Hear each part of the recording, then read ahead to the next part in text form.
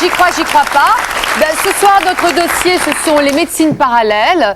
Alors, pendant que Yann termine, je crois que vous avez bientôt terminé, là, de magnétiser le verre, eh bien, on va regarder tout de suite les résultats de notre sondage. Tout à l'heure, je vous ai posé donc la question.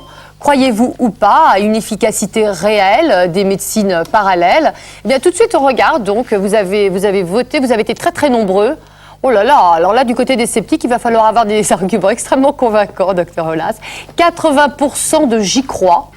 Donc, on parle bien d'efficacité réelle. Marie Laforêt, vous, a priori, vous êtes plutôt du côté des j'y crois ou du côté des j'y crois pas par rapport à cette...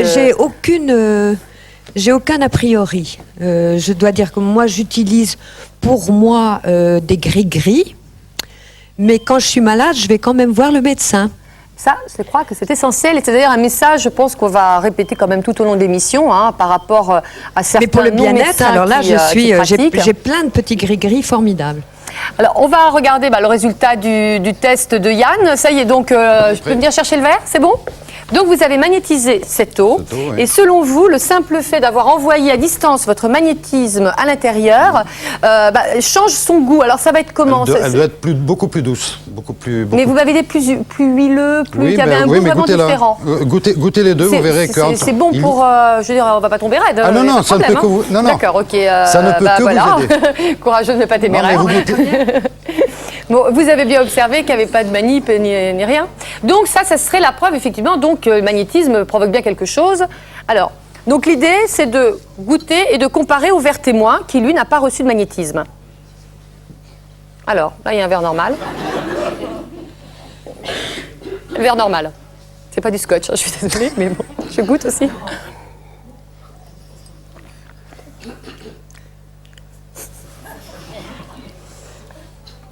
Jésus-Christ avait fait beaucoup plus fort. Hein. Je me prête.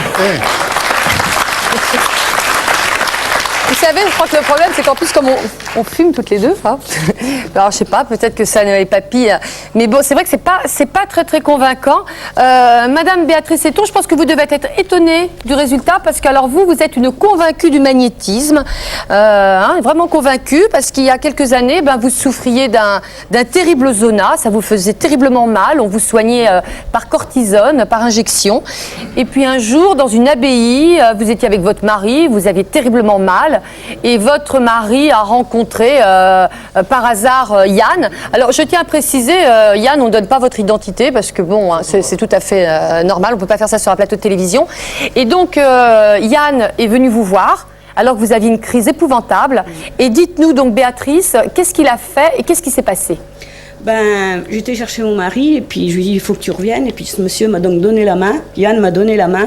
Il m'a dit vous avez terriblement mal. Vous croyez au mauvais sort? Je lui ai dit oui, je crois au mauvais sort et je suis marquée.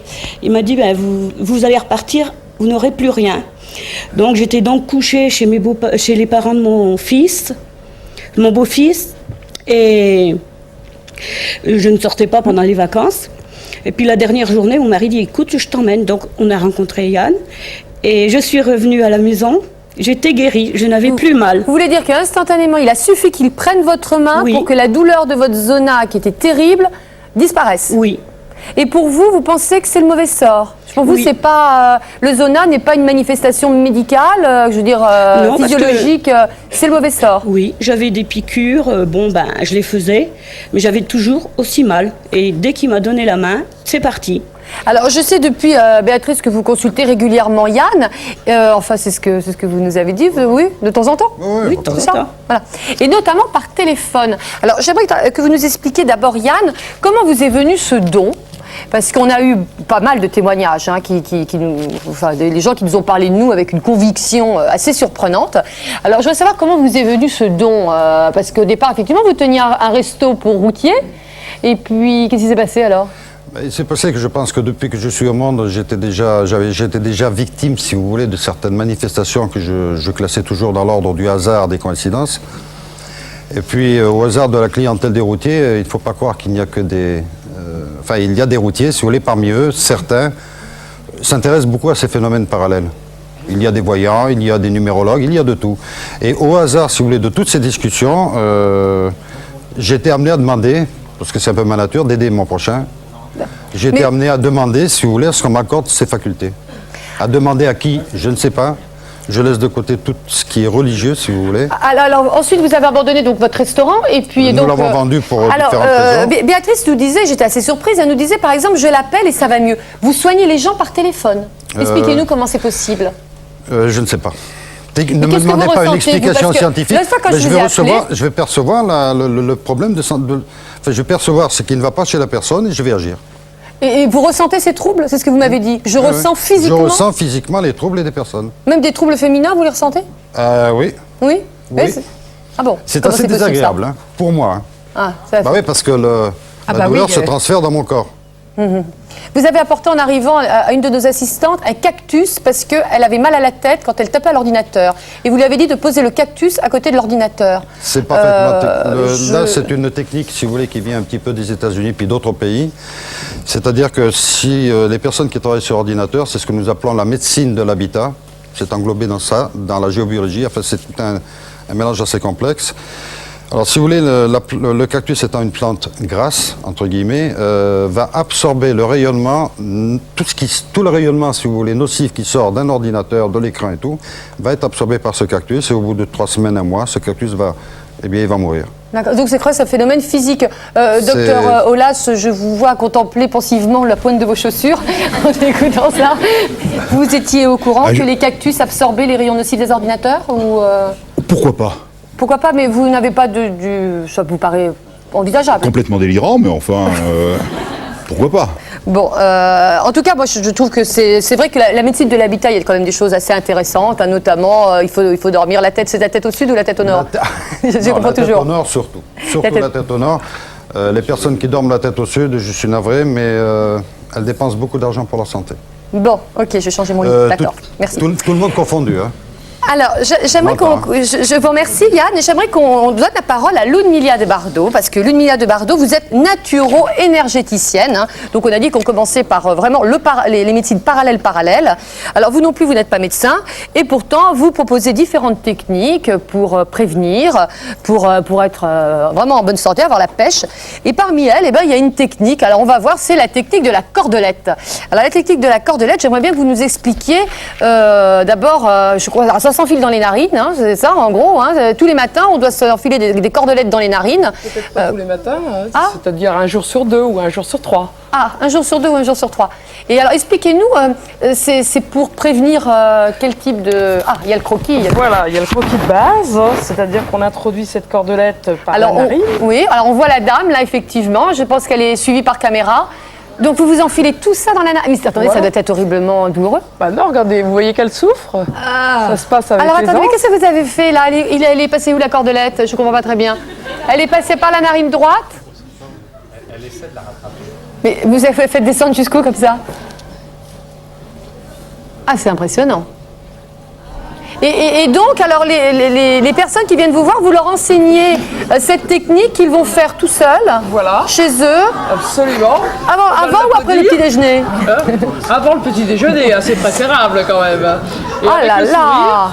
Et alors donc ça, dites-nous les indications, alors c'est quoi? Alors les indications, le fait de passer cette cordelette qui va passer dans la partie rétronasale, c'est-à-dire juste derrière l'arrière-gauche, Oui. va permettre de faire un massage et un drainage. Oui. Et on sait qu'en énergie chinoise, c'est un lieu énergétique fondamental pour rééquilibrer sans médication. Mais alors, d'accord, mais alors je veux dire, ça soigne quoi? Ça soigne les rhinites, ça soigne les sinusites? Je veux Voilà, dire, est-ce ça qu'on soigne obtient tout. vraiment des résultats Les étonnants avec la problèmes- cordelette? Les problèmes rhinopharyngés, Oui. hein, c'est-à-dire tous ces gens qui ont des écoulements rétronasaux, qui ont un goutte-à-goutte postérieur, ces gens qui sont fatigués en permanence, qui se lèvent le matin. Donc quelqu'un qui a une épuisés. sinusite selon vous et qui va adopter cette méthode, elle peut Voilà. ne plus avoir de sinusite. Si elle adopte cette méthode et qu'elle D'accord. supprime les produits laitiers, je peux dire que dans les 2 mois, il n'y aura plus de sinusite. Docteur Cohen, vous êtes pédiatre, j'imagine que les sinusites, les rhinites, Mais c'est etc., pas pour vous enfants, connaissez. les sinusites. Voilà. Qu'est-ce que vous pensez, vous, de ce genre de choses? Ça vous... Ça me Vous- paraît être un peu décapant. Ça vous paraît très peu décapant? C'est en latex médical hypoallergénique, c'est très doux. Hein.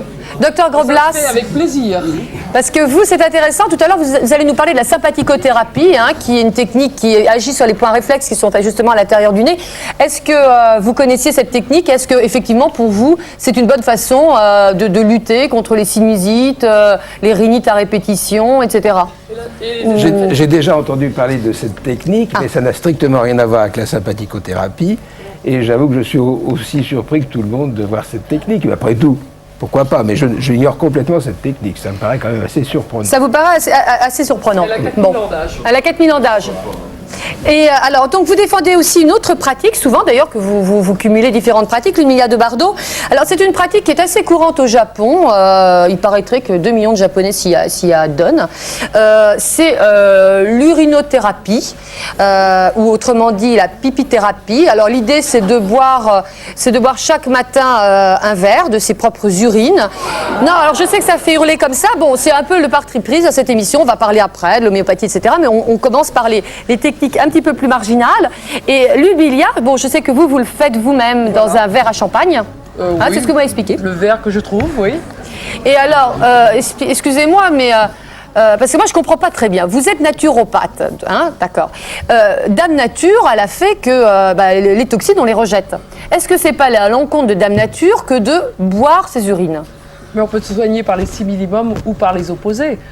Donc ça veut dire qu'à partir du moment où dans l'urine vous avez des agents comme les oligo-éléments, comme les sels minéraux, comme les vitamines, vos hormones et des toxiques, 3 toxiques de base, la créatinine, l'urée et l'acide urique. Oui, mais enfin il y a si plein de toxines, je veux dire c'est pas pour rien qu'on rejette. Il n'y a pas que des toxines. Oui, mais enfin c'est pas toxique de ravaler ces toxines. Mais non, on peut soigner par le 6 millimums. Alors on soigne quoi avec le verre d'urine on soigne quoi? Eh bien, on soigne donc tous les problèmes d'immunologie, c'est-à-dire que les gens qui ont un déficit immunologique au niveau isothérapique, on sait que sur certaines colibacilloses, on va avoir certains résultats. Ça peut vous faire lever les bras, mais c'est le principe de l'isothérapie. Ils sont tous en train de lever les bras et ricaner. C'est le principe de l'isothérapie. Mais pourquoi mettre de la raison dans la sorcellerie ou la magie? C'est vieux comme le monde, c'est à 4000 ans d'âge. Gandhi a toujours bu un verre de son urine, il s'en est très bien porté. Moi, j'en bois 2 verres par jour. J'en bois 2 verres par jour. J'ai des centaines de personnes qui ont des améliorations de tonicité, qui se trouvent en équilibre avec eux-mêmes. Donc, un regain d'énergie. Pourquoi je conseille plutôt le Bourgogne. Mais ça, c'est Professeur Barman, vous êtes pas, ça vous paraît complètement fou.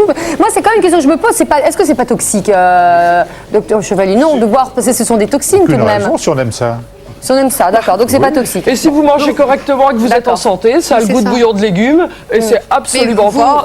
Vous attendez que ça refroidisse ou... Ah, vous pouvez le mettre au frigidaire, chaud, froid, avec du jus de pomme, comme vous voulez. Ah, quand même, vous pouvez ajouter quelque chose. Vous pouvez le diluer si vous le souhaitez. Non, je souhaite rien. Je vous jure que je souhaite rien. Mais je trouve ça très intéressant. Je suis très étonnée, je dois dire. Alors, je dois vous dire qu'avec les polyposes, on a d'excellents résultats. C'est quoi les aucune polyposes? récidive. C'est-à-dire, c'est les petites boules de chair qui poussent dans le nez. Donc on fait laver le nez à nos gens avec pipithérapie. Avec de l'urine dans le nez. Absolument. Et on leur fait boire un fond de verre et en 2 mois de temps on a déjà une rétrocession des polypes avec retrouver l'odorat. Alors on va parler d'expérimentation au cours de cette émission. Est-ce que vous avez mis au point des expérimentations je sais que nous avons le professeur Bergman qui est professeur des méthodologies à la Rivoisière. Attendez, après tout, sait-on jamais. Ah mais moi je demande qu'à voir. Vous demandez qu'à voir. Mais pour l'instant on n'a rien vu. Vous avez jamais développé de protocole d'expérimentation quand vous parlez de ce problème-là? J'ai des gens qui des personnes pour témoigner mesurer tout à fait de leurs résultats. Là, donc j'ai même quelqu'un là dans la salle. Le témoignage d'une personne, de 10 personnes, de 100 personnes ne signifie rien. Si des gens sont contents, ils sont contents, tant mieux pour eux. Nous, on est tous là pour soigner des malades et espérer qu'ils soient contents de nos traitements. De là à dire que ce traitement sert à quelque chose, il faut une preuve. Tant qu'il n'y a pas de preuve, on n'y croit pas. Mais c'est le résultat. On attend la preuve. C'est le résultat. Il faut mesurer le résultat par des expérimentations. Alors, vous savez, l'Emilia, vous avez quand même des praticiens qui vont beaucoup plus loin dans le raisonnement, notamment en Allemagne. Alors, en Allemagne, il y a un monsieur qui donne des conseils de santé dans des shows télévisés. Donc, autant dire qu'il a beaucoup d'adeptes. Et lui, vraiment, ça va beaucoup plus loin. Alors, j'espère que les enfants sont au dodo parce que vous allez voir que les images sont assez shocking. En gros, c'est être en très très bonne santé par l'orgasme. Ça, c'est plutôt une bonne philosophie. Et puis, mais pas seulement par l'orgasme. Regardez, c'est assez spécial. Nous sommes à Berlin, en Allemagne. Le grand maître Andro propose une méthode originale de médecine naturelle où les stagiaires apprennent à ne plus être inhibés. Le but est de développer ses sens, de ne plus avoir honte de son corps. L'orgasme est l'essence même de la philosophie tantrique. La première chose à faire pour vivre pleinement est de vaincre ses peurs.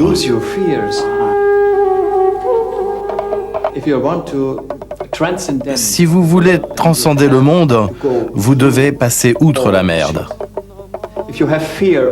Si vous avez peur de la merde, vous avez peur de mourir. Andro mange donc ses excréments pour accepter ce qu'il a de sale en lui et parvenir à l'orgasme ultime. Alors, là, c'est vraiment...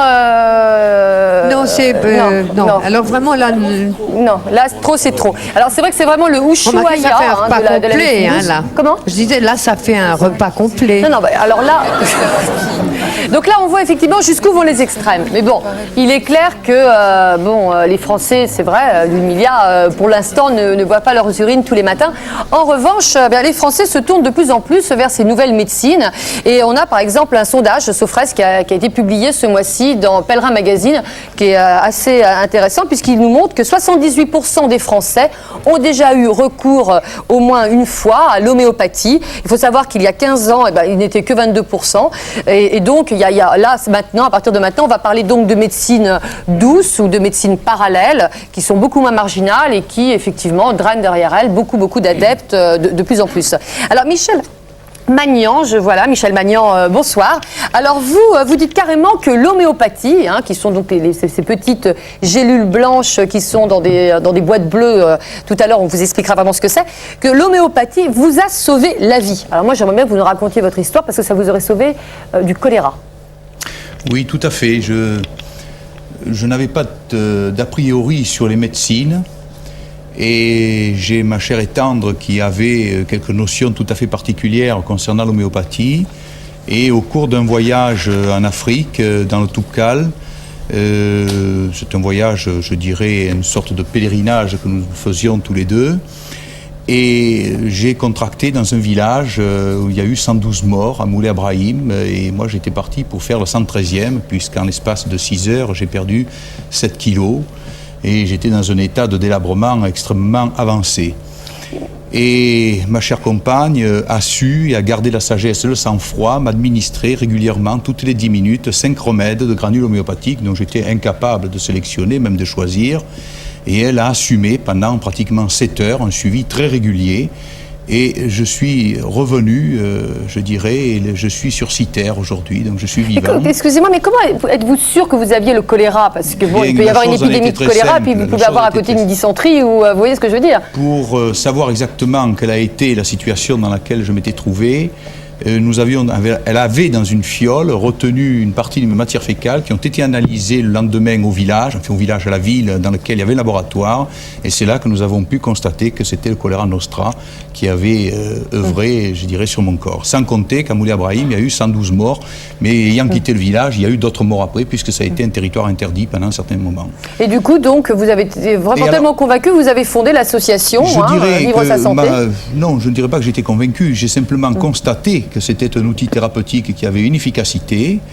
Et c'est en 82, lorsqu'il y a eu une tentative de déremboursement de l'homéopathie, que j'ai fondé le mouvement associatif Vivre sa santé, qui œuvre depuis sur le plan national, où nous développons des délégations qui rassemblent un très grand nombre d'adhérents, puisque nous avons 8000 adhérents et 10 000 abonnés. Docteur Jean-Jacques Colas, c'est exact que l'homéopathie soigne le choléra.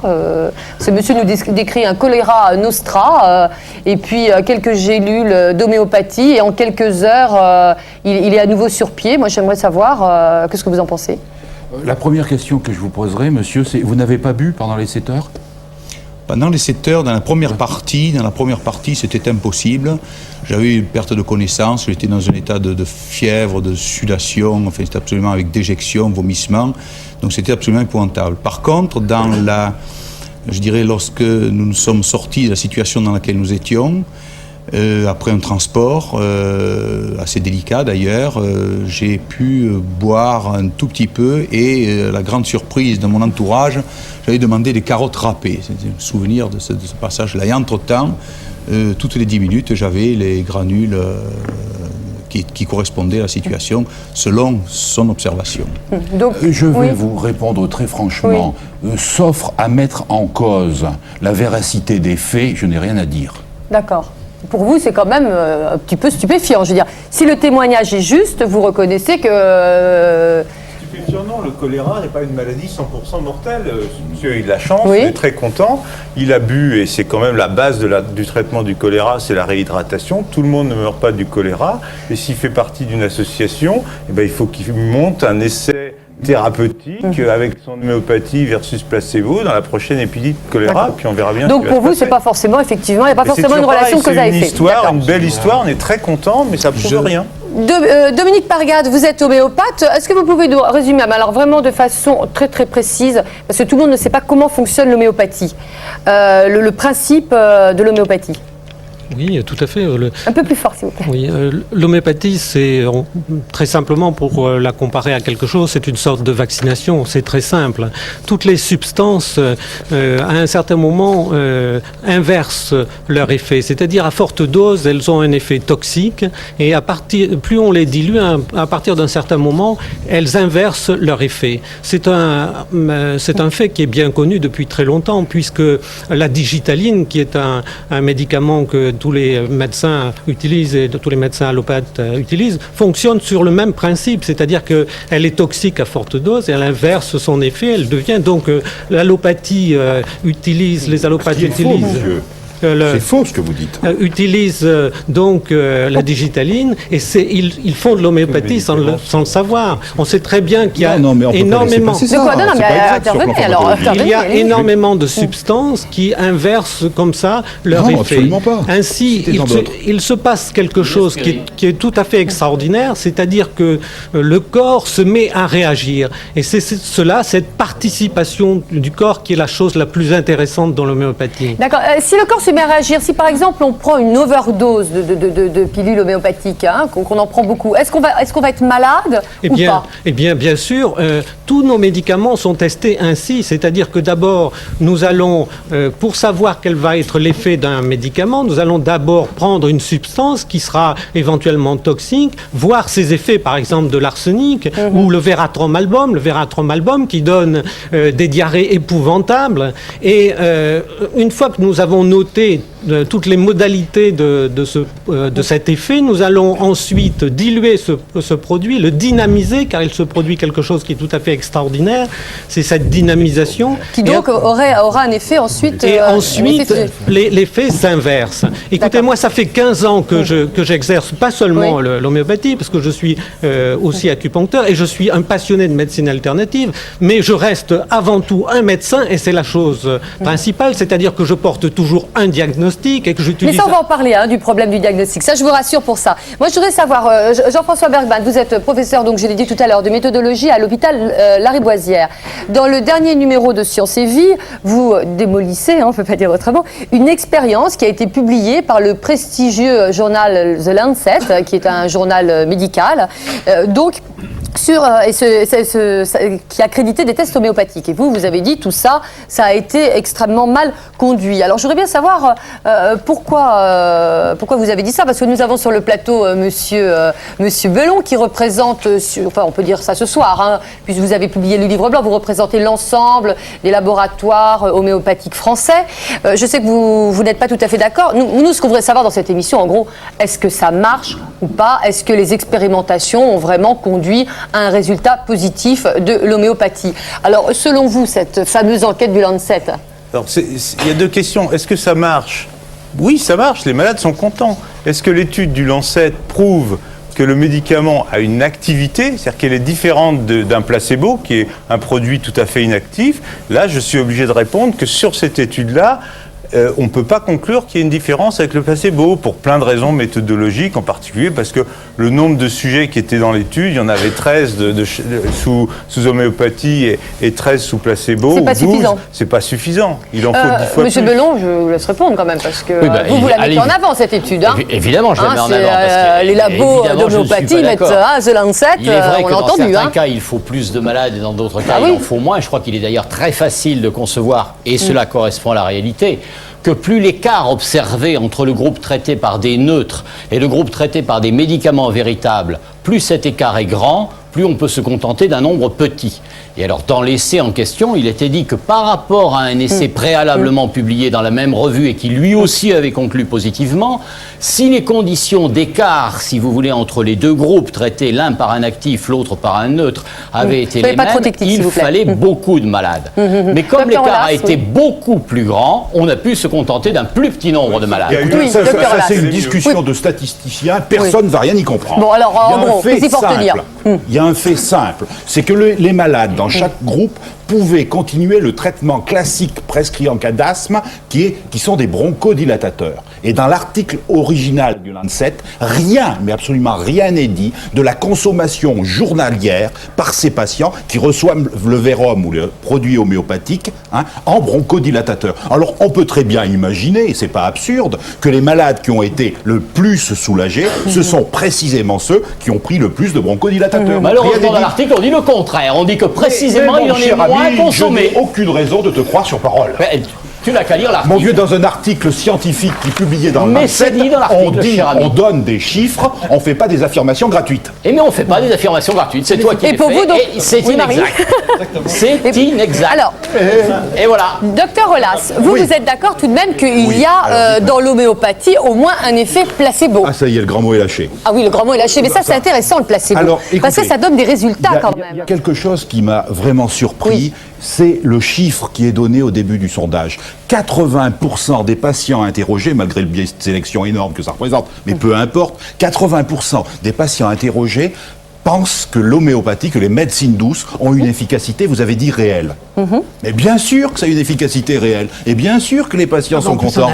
Ce qui est fondamentalement de l'ordre de l'illusion. C'est-à-dire, d'une croyance erronée, c'est l'interprétation qu'en font les médecins. Les malades, ils y sont pour rien. Ce qui est important pour un patient, c'est d'aller mieux. Qu'importe la méthode, qu'elle soit scientifique ou magique, l'important pour lui, c'est de guérir. Je suis d'accord avec vous. Mais regardez, l'effet placebo, parce qu'en fait, c'est ce fameux effet placebo. Bien sûr. Il va très loin. Il est utilisé aussi en médicine classique, médecine allopathique. Rien n'échappe à l'effet placebo. Tous les jours, vous, à l'hôpital, vous prescrivez des médicaments placebo. Bien sûr. Vous prescrivez des... Alors, il faut peut-être expliquer quand même ce que c'est qu'un placebo, parce que tout le monde ne sait pas ce qu'un placebo. Je vais vous donner un chiffre. Un chiffre qui, à mon sens, est hautement significatif. L'antalgique de référence, le médicament le plus puissant dans le traitement de la douleur, c'est la morphine. Dans des douleurs extrêmement importantes que l'on rencontre à la suite d'interventions chirurgicales ou chez des polytraumatisés, une injection d'une dose standard de morphine entraîne une amélioration de 50% de l'association douloureuse chez 75% des patients. Eh bien, dans les mêmes conditions, l'injection d'un placebo, c'est-à-dire de sérum salé isotonique, a le même effet que la morphine chez 56% des patients. Ce n'est pas rien. À court terme, j'imagine. Ce n'est pas rien, mais c'est une fois. Et vous avez totalement raison de poser le problème comme ça, parce qu'une des caractéristiques de l'effet placebo, c'est qu'il s'épuise. C'est pas tout à fait et l'intérêt. C'est pas vrai, si, c'est vrai. Mais si, c'est vrai. Toute la littérature. Moi, il y a une chose que je voudrais savoir. Donne-toi la peine de lire la définition OMS, parce qu'évidemment, chacun peut avoir sa propre définition, mais il y en a une internationale. Alors il faut y rester. Je voudrais poser une question. Oui, attendez, Marie voudrait poser une question. Alors, Marie, oui. Je voudrais poser une question. Comment vous choisissez vos clients? C'est-à-dire ceux qui vont avoir un placebo. Vous prenez quand même un risque au départ en vous disant celui-là, je lui mets du perlimpinpin et qui se démerde. Non, madame, ça se fait dans le cadre d'essais contrôlés, d'essais Ah comparatifs. non, mais peu importe. Vous prenez, un médecin prend une décision de dire moi, je lui donne du perlimpinpin plutôt que de lui donner de la morphine. On a raison de faire ça. Non, mais je ne dis pas que vous avez tort du tout. Je ne dis pas du tout que vous avez tort. Je dis, il y a deux raisons comment pour lesquelles vous choisissez? C'est à la tête du client? La première raison, c'est qu'il y a des patients qui ne peuvent pas avoir un médicament actif. Ah d'accord. Prenons un exemple classique à l'hôpital, un patient qui a une insuffisance respiratoire. Il respire très mal. Il veut un truc pour dormir, parce qu'il est à l'hôpital, il dort mal. On sait très bien que si on lui donne un médicament pour dormir, ça va aggraver son état respiratoire. On ne peut pas lui donner. On va lui donner un placebo. On va demander à l'infirmière de lui donner en lui disant voilà votre comprimé pour dormir, et 8 fois sur 10, il va très bien dormir. C'est sûr que si on lui dit voilà un placebo, il ne dormira pas bien. Ça, c'est sûr. Mais dites-moi d'ailleurs, docteur Berman, très franchement, entre nous, la personne écoute. Moi, j'ai quand même entendu dire que dans le dictionnaire Vidal des médicaments, les médicaments qui ne sont pas des médecines douces, il y avait un gros pourcentage de placebo. Mais c'est l'autre l'autre pendant des placebos, il y a les placebos vrais, mais ça, il n'y en a pas beaucoup qui soient vraiment du lactose. Et puis il y a plein de il y a plein de médicaments qui sont, oui, si vous voulez, 30%. Il y a 30% de médicaments placebo dans le Vidal. De petits médicaments qui ne sont pas très actifs, qui ne sont pas loin du placebo. Mais ces médicaments placebo, ils sont parfois remboursés, vous êtes d'accord? Oui. Ça ne vous choque pas outre mesure? L'homéopathie est remboursée à 65%. Donc ça ne vous gêne pas que l'homéopathie soit remboursée alors? Personnellement, ça ne me gêne pas terriblement. Ce qui me gêne fondamentalement, c'est qu'il y a plusieurs poids et plusieurs mesures. C'est qu'à placebo égal, certains vont être remboursés plus que d'autres. Ça, c'est pas sain. Donc, je ne trouve pas que c'est pas ça. D'autant que les règles du jeu ne sont manifestement pas transparentes. Il y a quand même quelque chose d'intéressant, c'est quand même, moi j'ai relevé un chiffre, c'est que l'homéopathie prescrite en France, c'est 1,20% des remboursements sécu. C'est vraiment pas grand-chose. Oui, alors, l'efficacité du placebo, c'est quoi? C'est 30% à peu près? Tout à l'heure, vous nous parliez des chiffres encore plus importants. C'est un taux d'efficacité moyenne, 30%. Mais ça ne veut rien dire, c'est très peu informatif. C'est tellement variable en fonction de la situation, en fonction de la pathologie en cause, en fonction du médecin concerné et du patient. L'effet conviction, c'est quelque chose d'extraordinaire. Hein, et ça peut moduler l'importance de la réponse de placebo d'un facteur de 2 à 3. Hein. Oui, mais enfin, vous êtes d'accord que quand même, pour un médicament, je ne dis pas que c'est placebo uniquement, hein, mais pour un médicament qui aurait même qu'un effet placebo qui tourne aux alentours de 30% d'efficacité, si ça ne grignote que 1% des dépenses de la sécurité sociale pour 30% d'efficacité, bon, bah, après tout, c'est peut-être pas plus mal. Vous parliez d'une chose intéressante, vous parliez de l'écoute des malades. Et justement, j'ai vu que la durée moyenne d'une consultation d'homéopathie, c'est 25 minutes. Et la durée moyenne d'une consultation de généraliste, c'est 10 minutes. C'est peut-être là le secret d'efficacité. Ça augmente l'effet placebo. C'est pas mesurable scientifiquement, l'écoute. Non, mais ça augmente l'effet placebo. Très vraisemblablement. Si un malade est écouté pendant 25 minutes, il est forcément plus content de son médecin. Je suis écouté. C'est extraordinaire. On utilise le terme de placebo qui n'a aucune connotation péjorative dans notre bouche. L'effet placebo, c'est un levier thérapeutique extrêmement puissant, comme disait Bernheim. Hein, il faut jouer avec. Moi, j'aimerais qu'on revienne au problème de l'écoute, parce que c'est vrai que une consultation d'homéopathie, donc ça dure plus longtemps qu'une consultation de généraliste. Bon, il ne s'agit pas de faire un procès généraliste, parce qu'il y a sans doute des raisons aussi qui les conduisent effectivement à n'avoir malheureusement que 10% accordés à leurs patients, que 10 minutes à accorder à leurs patients. Merci Marie. Docteur Braverman, justement, vous êtes généraliste depuis 30 ans. Hein. Alors moi, je voudrais savoir, est-ce qu'en 10 minutes, un médecin peut soigner, peut voir ce qui se cache derrière un symptôme, pourquoi une personne est malade, pourquoi elle récidive, ou est-ce qu'il va simplement apporter une réponse aux symptômes? D'abord, dans l'ensemble, je conteste le chiffre de 10 minutes, c'est plutôt un quart d'heure. J'ai toujours travaillé. C'est un chiffre INSERM, on a trouvé plusieurs fois. J'ai toujours travaillé. Les sources, c'est l'INSERM, il y a des généralistes qui se. Non, je parle pas de vous, c'est une moyenne nationale, 10 minutes. Je mets les choses en place. Je connais d'autre part des homéopathes qui travaillent à 20 minutes du malade, donc la différence est très sensible, pas la différence de tarif d'ailleurs. Généralement du simple au triple. Alors les homéopathes, c'est 25 minutes, bon, d'après les statistiques, et les autres médecines douces, quand on mélange acupuncture, ostéopathie, on arrive entre 30 minutes et 1 heure de consultation. C'est faux pour les vrai qu'ils prennent beaucoup plus cher. Qui en général ont 3 cabines d'acupuncture et qui voient 3 malades en même temps.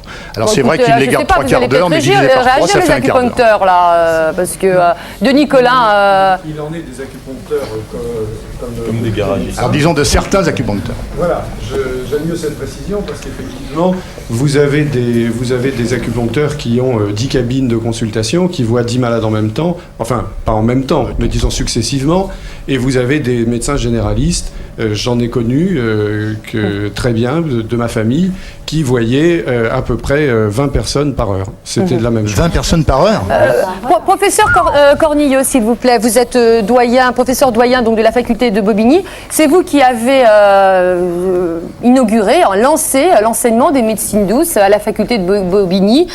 C'était en 82, c'est ça, je ne me trompe pas? 82. Hein, je sais que c'était très courageux parce qu'il a vraiment fallu vous battre. Comment reconnaître un bon acupuncteur d'un type un peu, comme vous dites, là, qui fait ça comme de l'élevage? Idem pour les homéopathes. Est-ce qu'il existe des diplômes? Est-ce qu'il existe une formation rigoureuse, un diplôme Oui, la situation s'est beaucoup clarifiée en France maintenant depuis une dizaine d'années. Et même l'Ordre des médecins a pratiquement définitivement reconnu une formation que nous donnons actuellement à 7 ou 8 universités, un diplôme interuniversitaire qui est officiellement reconnu et qui est même le seul diplôme qu'un médecin est autorisé à Par mettre contre, sur son le papier en médecin, tête. sur son papier en tête, mais pas sur sa plaque, hein, c'est ça. Hein. Oh, En le principe, problème je de la sais pas, plaque moi, est une polémique toujours complexe. Qu'est-ce qu'on doit D'accord. mettre ou pas mettre Ok. ça, Mais c'est donc, en autre principe, chose. il y a une formation, il y a un diplôme interuniversitaire Oui, oui, tout à fait. d'accord. Alors, Qui risque de devenir européen dans les prochains mois. Alors, on parlait du problème d'écoute. C'est vrai que les médecines douces, visiblement, apportent plus d'écoute aux malades. Alors, est-ce que c'est pour ça que les Français ont envie de se tourner vers elles? Moi, je ne sais pas, mais on a un témoignage qui est assez intéressant, qui est le témoignage de Surya Bonali. Bien sûr, vous la connaissez tous, puisque c'est notre championne de patinage. Et Surya est une jeune femme qui ne met pas sa confiance du tout dans la médecine classique. Je ne dis pas qu'il s'agit du tout ce soir de faire le procès de la médecine classique, bien sûr que non. Il s'agit simplement de comprendre aussi pourquoi on a cet engouement pour les médecines douces et de voir un petit peu ce qu'il y a derrière. Alors, Surya, bonsoir. Allô? Je crois que je n'ai pas besoin du combiné. Bonsoir, merci. Bonsoir. Vous m'entendez? Oui, oui, très bien. Alors, merci d'être avec nous. Donc, vous avez 21 ans, hein, vous êtes une sportive de haut niveau, de très haut niveau, donc autant dire que votre santé, c'est primordial. Est-ce qu'il vous arrive de vous consulter un médecin environ tous les combien? Ben, c'est très très très rare, quoi. Je veux dire. Ça vous est déjà arrivé quand même? C'est nécessaire, mais pour l'instant. Ça vous est déjà arrivé? Quand j'y vais, je dirais je vais voir un ostéopathe, ou plutôt pour des problèmes de patinage, je veux dire que j'ai des problèmes de dos, j'ai des problèmes de, je sais pas, de cheville, c'est tout. D'accord. C'est tout, quoi. Mais vous pas plus loin. D'accord, mais vous ne voyez jamais de, je sais pas, quand vous avez une infection, vous prenez bien des antibiotiques, par exemple, vous allez voir le médecin. Pas du tout. Déjà, j'ai jamais eu d'infection, et puis je pense que je fais tellement attention quand même à ma nourriture, même si je fais quelques petits écarts. Je suis pas malade, quoi. Vous n'êtes pas du tout malade. Vous êtes vacciné, Non. par exemple, vous vous faites vacciner régulièrement? Non, pas du tout, non. Bien sûr, j'ai été vaccinée avant que je sois adoptée, et puis après, bon, non, j'ai jamais été vaccinée, quoi. Alors, donc, vous ne voyez pas de médecin, vous ne prenez pas d'antibiotiques, vous ne vous faites pas vacciner? Non. Et vous faites... Alors, mais qu'est-ce que vous faites? Vous avez une constitution étonnante, Surya Bonali. Déjà, c'est vrai que j'ai un corps qui est assez solide, et c'est vrai que je fais attention à ce que je fais, quoi, à ma santé, quoi. C'est vrai que c'est vraiment primordial pour nous, et dans notre famille, c'est vrai que d'être malade, c'est un peu déshonorant. Et c'est vrai que quand j'ai un rhume ou quelque chose, c'est vrai que on n'aime pas, quoi. Et c'est vrai que du coup, le rhume il passe plus vite, quoi. Vous-même, je sais pas. Mais si par exemple vous partez dans un pays qui est infesté par le paludisme, vous allez prendre de l'Anivaquine, par exemple, parce que vous m'avez dit, non. Non, je ferai attention déjà à ma nouriture. Ah oui, mais les moustiques. Pour pas attraper Donc vous ne prenez aucun médicament. Bon. Donc par l'alimentation, d'accord. Des médicaments homéopathiques, c'est tout. Eh bien, écoutez, c'est nécessaire, quoi. C'est très très gentil de vous avoir apporté votre témoignage. Alors bien sûr, chacun est libre de gérer sa santé comme il l'entend. Il ne s'agit pas du tout de mettre le témoignage de Surya en exemple. Visiblement, cette jeune femme a une constitution étonnante. Moi, j'aimerais poser la question au docteur Robert Cohen, parce que c'est vrai qu'on entend souvent dire oui, on prend trop d'antibiotiques, etc. Et à force de répéter des choses, on dit un petit peu n'importe quoi, on ne sait plus très bien. Alors, docteur Cohen, vous êtes pédiatre, vous voyez donc à longueur de journée des enfants qui arrivent avec les nez brûlants, etc. Des mamans angoissées qui travaillent, qui ne peuvent pas se permettre d'avoir le gamin malade à la maison. Est-il vrai, on dit qu'on est les premiers consommateurs en Europe d'antibiotiques. Pensez-vous effectivement qu'il y a une surprescription, et où doit-elle s'arrêter cette prescription? Je voudrais revenir au témoignage de Surya Bonali. Elle vient de dire des choses qui expriment le danger des médecines douces, en l'occurrence. Par exemple, quand elle dit « je ne fais pas de vaccination », là on rentre dans un secteur extrêmement dangereux. Le monsieur tout à l'heure disait que ça marchait comme les vaccinations. En fait, je ne suis pas du tout d'accord avec ce qu'il a dit, mais ce n'est pas un problème. Mais les vaccinations, c'est une des seules avancées de la médecine absolument considérable. Par exemple, vous savez qu'actuellement en URSS, il y a des épidémies de diphtérie extrêmement importantes parce que les gens n'ont pas été vaccinés pendant des années à cause de l'effondrement du système économique. Ça, c'est des choses où la limite entre les médecines douces, que j'appelle volontiers les médecines non dévaluées, moi personnellement, et la médecine qui a sauvé, qui a permis l'amélioration de la longueur de la vie de la population. Et ça, c'est un problème extrêmement important. Et c'est vrai qu'on entend parfois ce discours. Tout à fait. Et ça, c'est un discours qui devient extrêmement dangereux. Et c'est là la frontière qu'il ne faut pas franchir. Les antibiotiques. Et le deuxième point, celui des antibiotiques. Il est vrai que un des défauts de l'allopathie est que souvent, elle n'a pas été évaluée aussi dans certaines situations. Par exemple, dans l'exemple que vous prenez, celui des rhinopharyngites. L'allopathie, c'est la médecine classique. La médecine non douce. Quand vous regardez les études qui ont été faites sur les antibiotiques et les rhinopharyngites, il n'y a aucune étude actuellement qui dise qu'on doit prescrire des antibiotiques dans les rhinopharyngites. Et pourtant, il y a des millions de prescriptions. Donc, peut-être qu'il y a un effort énorme d'évaluation à faire de ce côté-là aussi, et peut-être que c'est éventuellement là, dans les sujets qui n'ont pas été évalués par la médecine traditionnelle, quelle est la place de ce type de médecine dite douce. Marie Laforêt, vous, quand vous êtes plutôt une mère, enfin, vos enfants sont plutôt grands maintenant, mais je sais que vous êtes pour une médecine de bon sens. Avec vos enfants, vous étiez plutôt une mère gélule ou une mère, ça soigne tout seul, je veux dire, par rapport aux antibiotiques? Non, il est évident que pour tout ce qui est les maladies, les petites maladies, les rhinopharyngites, les choses comme ça, bon, bah, ça se guérit tout seul. On met du sérum physiologique dans le nez 3 fois par jour, et puis on attend que ça se passe. Et c'est vrai que j'ai vraiment été extrêmement attentive au fait de ne pas prendre d'antibiotiques et d'attendre le moment où un jour on aura besoin véritablement des antibiotiques pour avoir un organisme qui soit tout à fait préparé à n'importe quel gramme positif, négatif, de façon à ce que... Mais surtout, ne jamais donner d'antibiotiques à des enfants à tort et à travers pour un rhume ou pour une bêtise. Vous êtes d'accord, hein, docteur Cohen? Vous voyez, ils applaudissent là, du côté de la médecine classique. Je vous remercie, je savais que j'étais une bonne mère. C'est vrai qu'il y a une surconsommation, on est les premiers consommateurs d'antibiotiques en Europe. Professeur Pierre Cornillo, je vous vois hilar avec votre voisine là. Alors, vous dénoncez aussi la surconsommation de tranquillisants. Là, on est carrément à la palme, hein, on est les premiers au monde. Alors moi, je vais vous poser une question extrêmement directe, mais je sais qu'il y a quand même pas mal de Français qui se la posent. Est-ce que derrière vous, à votre avis, derrière tout ça, il n'y aurait pas finalement une influence sur les prescriptions de certains laboratoires? Oh bah ça c'est tout à fait évident qu'on est dans un système économique dans lequel le médecin prescrit avec des intérêts qui ne sont pas négligeables nulle part. Lui finalement perçoit sa consultation, mais je disais ces jours-ci qu'un médecin normal en moyenne en France, quand il n'est pas côté homéopathie, déclenche à peu près 2,5 millions de dépenses par an. Si on réfère ça au coût qu'il a représenté lui-même et à ce qu'il a prescrit et ce qu'il a entraîné comme dépenses, c'est un excellent agent économique, en particulier pour les médicaments. Mais alors moi, il y a quelque chose que je ne comprends pas, c'est qu'il y a quand même une législation qui existe. Hein, il y a eu la loi Veil, ça a été renforcé il y a 2 ans par une législation qui est en gros la fameuse loi anti-cadeau. Et il semble que c'est plutôt bien respecté. Et puis ce matin, je me lève pour aller le chercher parce qu'il a valdingué là-bas. Ce matin, il tombait en dépêche AFP, donc une dépêche, comme quoi le ministère de la Santé demande une enquête sur les cadeaux aux médecins. Donc on est en plein dans l'actualité. Et c'est vrai que c'est bien de faire une petite parenthèse sur ces surmédications quand on parle de médecine douce. Et une centaine de procès-verbaux ont été dressés donc depuis que le renforcement de cette législation qui visiblement n'est pas tout à fait appliquée. Alors bien sûr, professeur Guy Nicolas, je vais vous demander de nous parler de tout ça. Mais d'abord, j'aimerais que vous écoutiez notre journaliste fouineuse. Je pense que ça va tout à fait vous intéresser parce que Géraldine, vous êtes tombée sur la plaquette d'un laboratoire, on ne dira pas qui c'est, qui a... Enfin, racontez-nous, tout ce qu'il faut savoir, c'est que c'est bien après la loi anti-cadeau. Tout à fait, je suis tombée sur la plaquette d'un laboratoire, 4 mois après la loi anti-cadeau, qui propose pour la sortie d'un médicament antitenseur un week-end, les 12 et 13 juin 1993 à Deauville. Je vous rappelle que la loi est passée le 17 janvier 1993. À ce week-end éminemment scientifique, il y avait 54 personnes invitées, des médecins, leurs conjoints et toute la marmaille. Et puis c'était supposé être un week-end avec plein de congrès scientifiques, plein de réunions. Parce qu'en principe, dans ces week-ends, on va pouvoir apprendre les indications thérapeutiques du médicament. Très claire à ce sujet-là. Et puis alors, moi j'ai consulté le planning du week-end et puis j'étais très surprise. J'ai vu que les réunions, en fait, c'était pour décider qui allait aller au casino, qui allait aller à Thalasso, qui allait aller faire du golf, qui allait aller à l'équitation.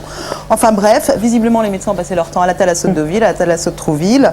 Ils ont même eu des bons pour aller boire gratuitement. Enfin, c'était... Les médecins qui sont là, est-ce qu'on propose encore les labos? Est-ce qu'ils proposent encore? Est-ce que vous voyez encore des choses comme ça passer dans votre cabinet? Non, de moins en moins.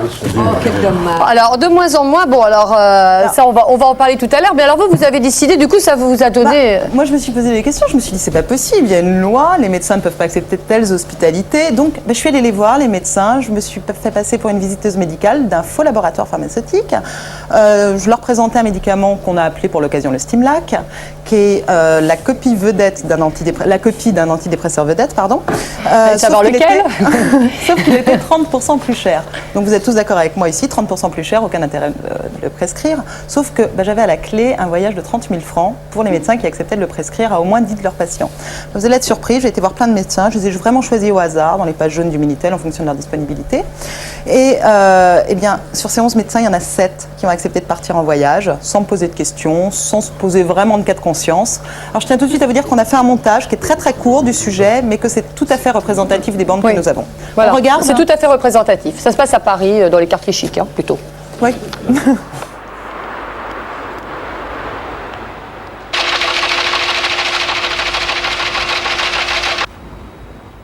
Je vous explique. Stimlac, vous connaissez? C'est un antidépresseur. C'est la même molécule que le... Ça coûte 30% plus cher. Et... Une petite expérimentation. Voilà. Ce qui serait bien, c'est si vous pouviez faire une expérimentation avec 15 patients. Et à l'issue? À l'issue, on vous propose, on part sur une base d'un voyage, nous, qui est d'une valeur de 30 000 francs. Le voyage est prévu à l'île Maurice. C'est pour 2 personnes, je suppose. 2 personnes, on peut même faire partir les enfants si ça vous intéresse. Dans le conseil de l'ordre accompagné, vous devez savoir quoi, sûrement ces histoires de... On connaît, encore une fois. Ça passe dans nos comptes courants de société. Votre épouse et vos enfants n'apparaissent nulle part. Qu'est-ce qui vous ferait plaisir au-delà de 15 patients? C'est sur quelle gamme, je ne sais rien. Je vais vous dire un truc, là, je suis en instance de changer de local. Il se trouve que j'aurai probablement des choses j'aurai beaucoup de frais. Quoi. Ça peut être une participation à des choses. Tout dépend de quelle proportion, vous verrez.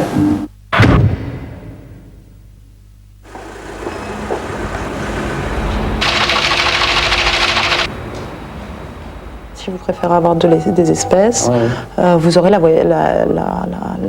possibilité de...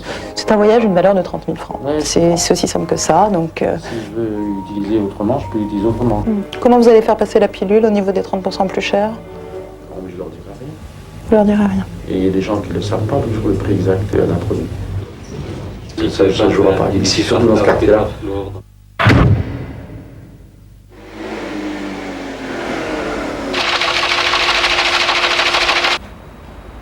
Non, rien. Je suis pas stable.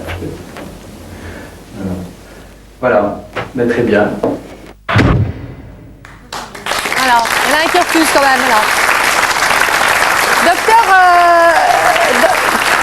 Philippe Belon, vous représentez les laboratoires homéopathiques sur ce plateau. Ça vous fait quel effet de voir que des homéopathes acceptent des bacs chiches pour prescrire des antidépresseurs? Il y a certainement des gens qui acceptent des bacs chiches partout. Même parmi les homéopathes, parce que alors pour vous, dites donc, non, c'est sans commentaire.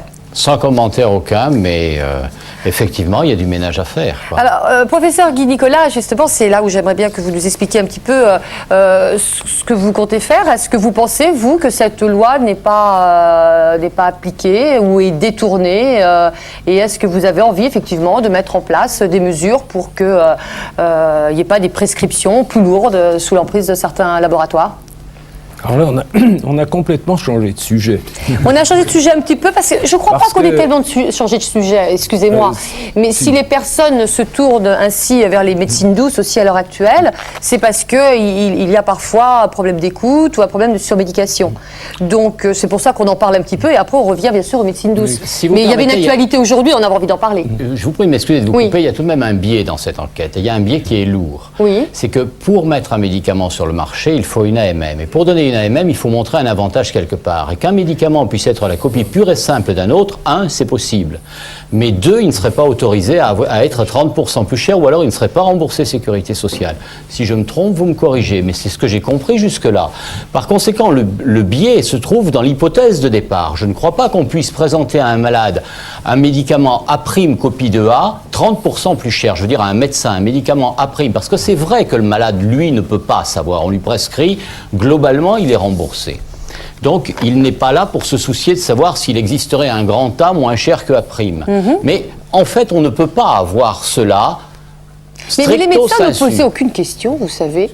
Les médecins, quand on leur a proposé un médicament plus cher que mais vous ne m'étonnez déjà pas, mais enfin, il faut quand même savoir il y avait une plaquette et tout, ils ont regardé. L'hypothèse de départ est impossible. L'hypothèse de départ est impossible. L'hypothèse de départ est impossible. Il ne peut pas y avoir un médicament je dis pas que des laboratoires de A plus cher. Non, mais attendez, c'est impossible. Non, mais ça n'a pas d'importance. Attendez, là, on... Ça a une importance. Moi, je voudrais savoir, bon, on va terminer là-dessus, je voudrais savoir, parce que bon, j'avais envie de traiter un petit peu l'actualité. Il y a des articles qui ont été publiés dans la presse ces derniers jours. On parle d'un accord passé entre un syndicat de médecins français, une grande mutualité et un géant américain de l'industrie pharmaceutique, Merck. Et le projet est simple, eh bien, c'est informatiser à terme l'ensemble des médecins français afin que, bon, ils sont devant leur ordinateur et en fonction du symptôme, ils pianotent et ils ont le médicament qui tombe. Alors, le but affiché est clair. Le but affiché est clair, c'est réduire le déficit de la sécurité sociale en limitant et en précisant les prescriptions. Mais bon, ce qu'il y a, c'est que bon, derrière ça, il y a quand même un géant de l'industrie américaine, pharmaceutique, c'est Merck. Et est-ce que vous pensez, lorsque vous voyez qu'aujourd'hui est tombée la dépêche AFP, ou vous-même, le ministère, vous proposez de regarder un peu ce qui se passe, parce que la loi anti-cadeau n'est pas respectée, est-ce que vous pensez que ce sont des bonnes idées, justement, de décider de s'associer avec un géant américain pour... Alors, j'ai pas du tout mission, moi, de parler de ce sujet. Oui, pour mais cause, comme parce que vous je travaillez le connais avec M. Douste-Blazy, je pense que... je lui transmettrai quand même bien sûr. Cette enquête et cette information, parce que c'est intéressant. Et que, non, depuis 3 mois, moi je travaille surtout sur essayer de comprendre ce que sont que les missiles douces et essayer de m'y retrouver dans le labyrinthe. Et je vous assure que c'est un véritable labyrinthe. Et bon, sur ce sujet-là, je ne peux pas répondre de façon précise, d'autant plus que moi, ça fait, à titre personnel, à peu près 10 ans que j'ai rompu tout rapport avec l'industrie pharmaceutique, parce que j'étais justement dans une commission qui donnait l'autorisation de mise sur le marché, qu'on n'a pas le droit précisément d'avoir des rapports avec l'industrie pharmaceutique.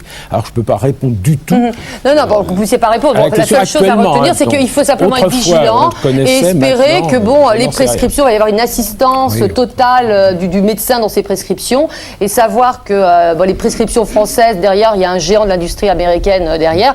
Il faudra simplement, je pense, être vigilant, mais bon, j'espère que vous ne manquerez pas. Écoutez, on va clore ce sujet avec un témoignage qui, je pense, va totalement dans l'autre sens, parce que là, on a parlé de la surmédication, mais c'est vrai que c'est pas parce qu'on prescrit, par exemple, trop d'antidépresseurs en France qu'il faut bannir les antidépresseurs, certainement pas.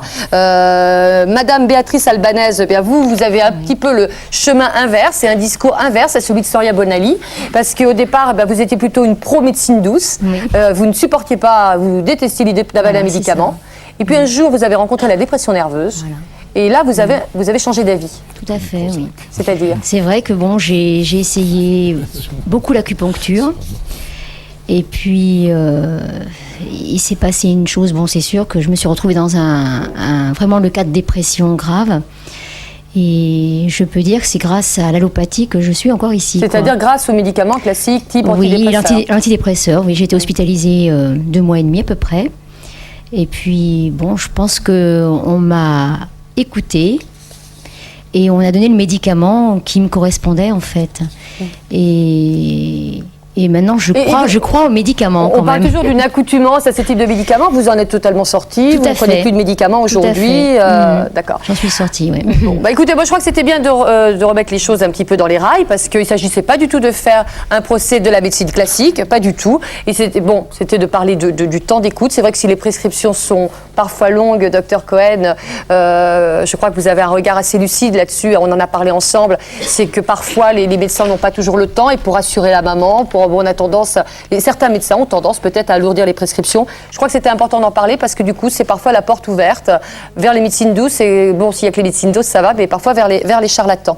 Alors, on va revenir aux médecines douces avec l'acupuncture. Tout à l'heure, on parlait... Pour parler du sujet que vous avez montré tout à l'heure. Oui, je vais vous expliquer en fait. Je vous avais invité pour effectivement nous dire si vous pensiez que ces pratiques continuaient à être menées par les laboratoires. Vous avez été très gentil de nous répondre.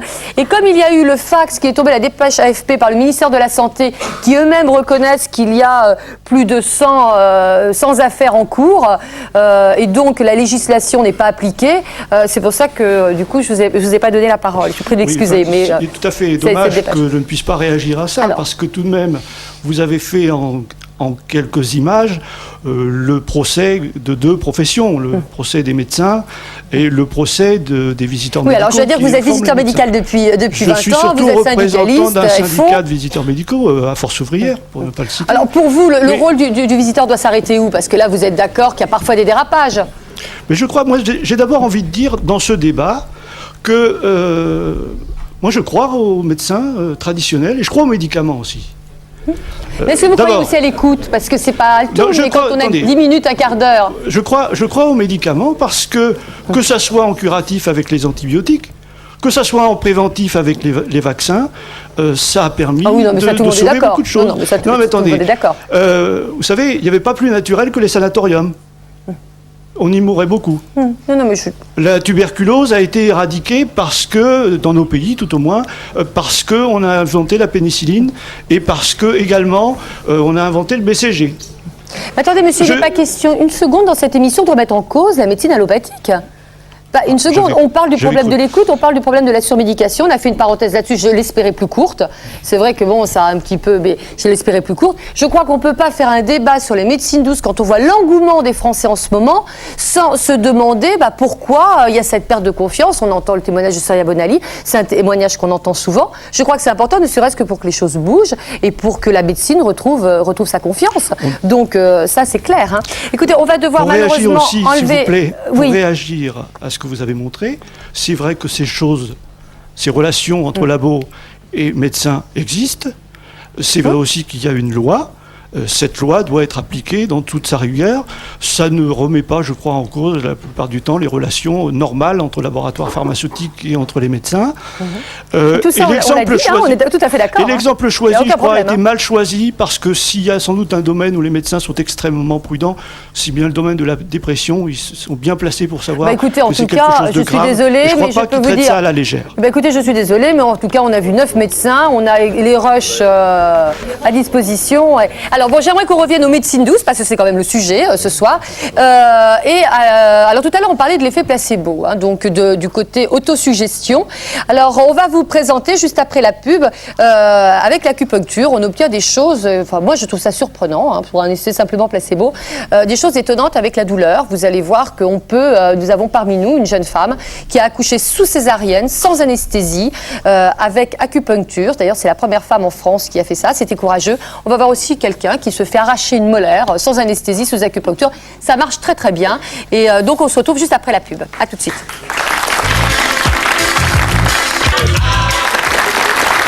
Retour à J'y crois pas. Ce soir, les médecines parallèles. Alors, juste avant la pub, on a parlé de la médecine classique, dite la médecine allopathique. C'est vrai qu'on a parlé de surmédication, on a parlé d'influence de laboratoire.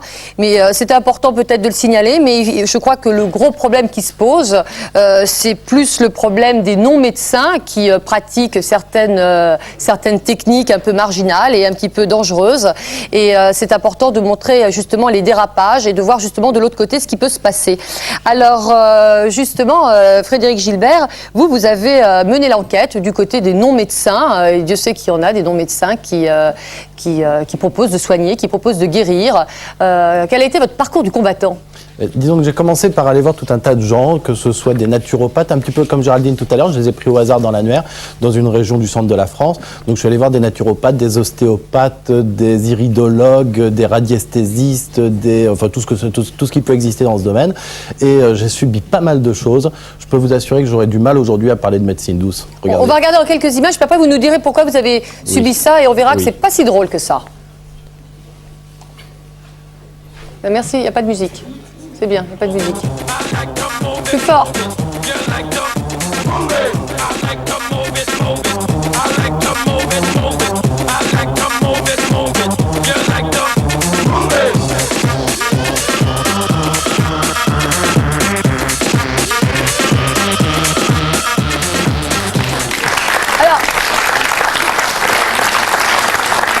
Marie, ça paraît rigolo comme ça, bon, ouais, espèce de gymnastique et tout, mais en fait, c'est pas si rigolo que ça parce que vous y avez été en avançant un symptôme grave. Tripoter comme ça pendant 6 heures, en 2 jours, c'est pas très rigolo, mais les symptômes que j'avais étaient carrément pas drôles du tout, puisque j'y suis allé, grosso modo, avec des symptômes qui pouvaient être les symptômes du cancer du fumeur. Donc moi, je m'attendais à ce qu'on m'envoie vers des médecins, ce qu'on me demande au moins de faire des radios. Et bien, sur les 8 que j'ai vus, il y en a un qui m'a demandé d'aller voir donc un médecin, de faire des radios et de savoir exactement ce qui se passait.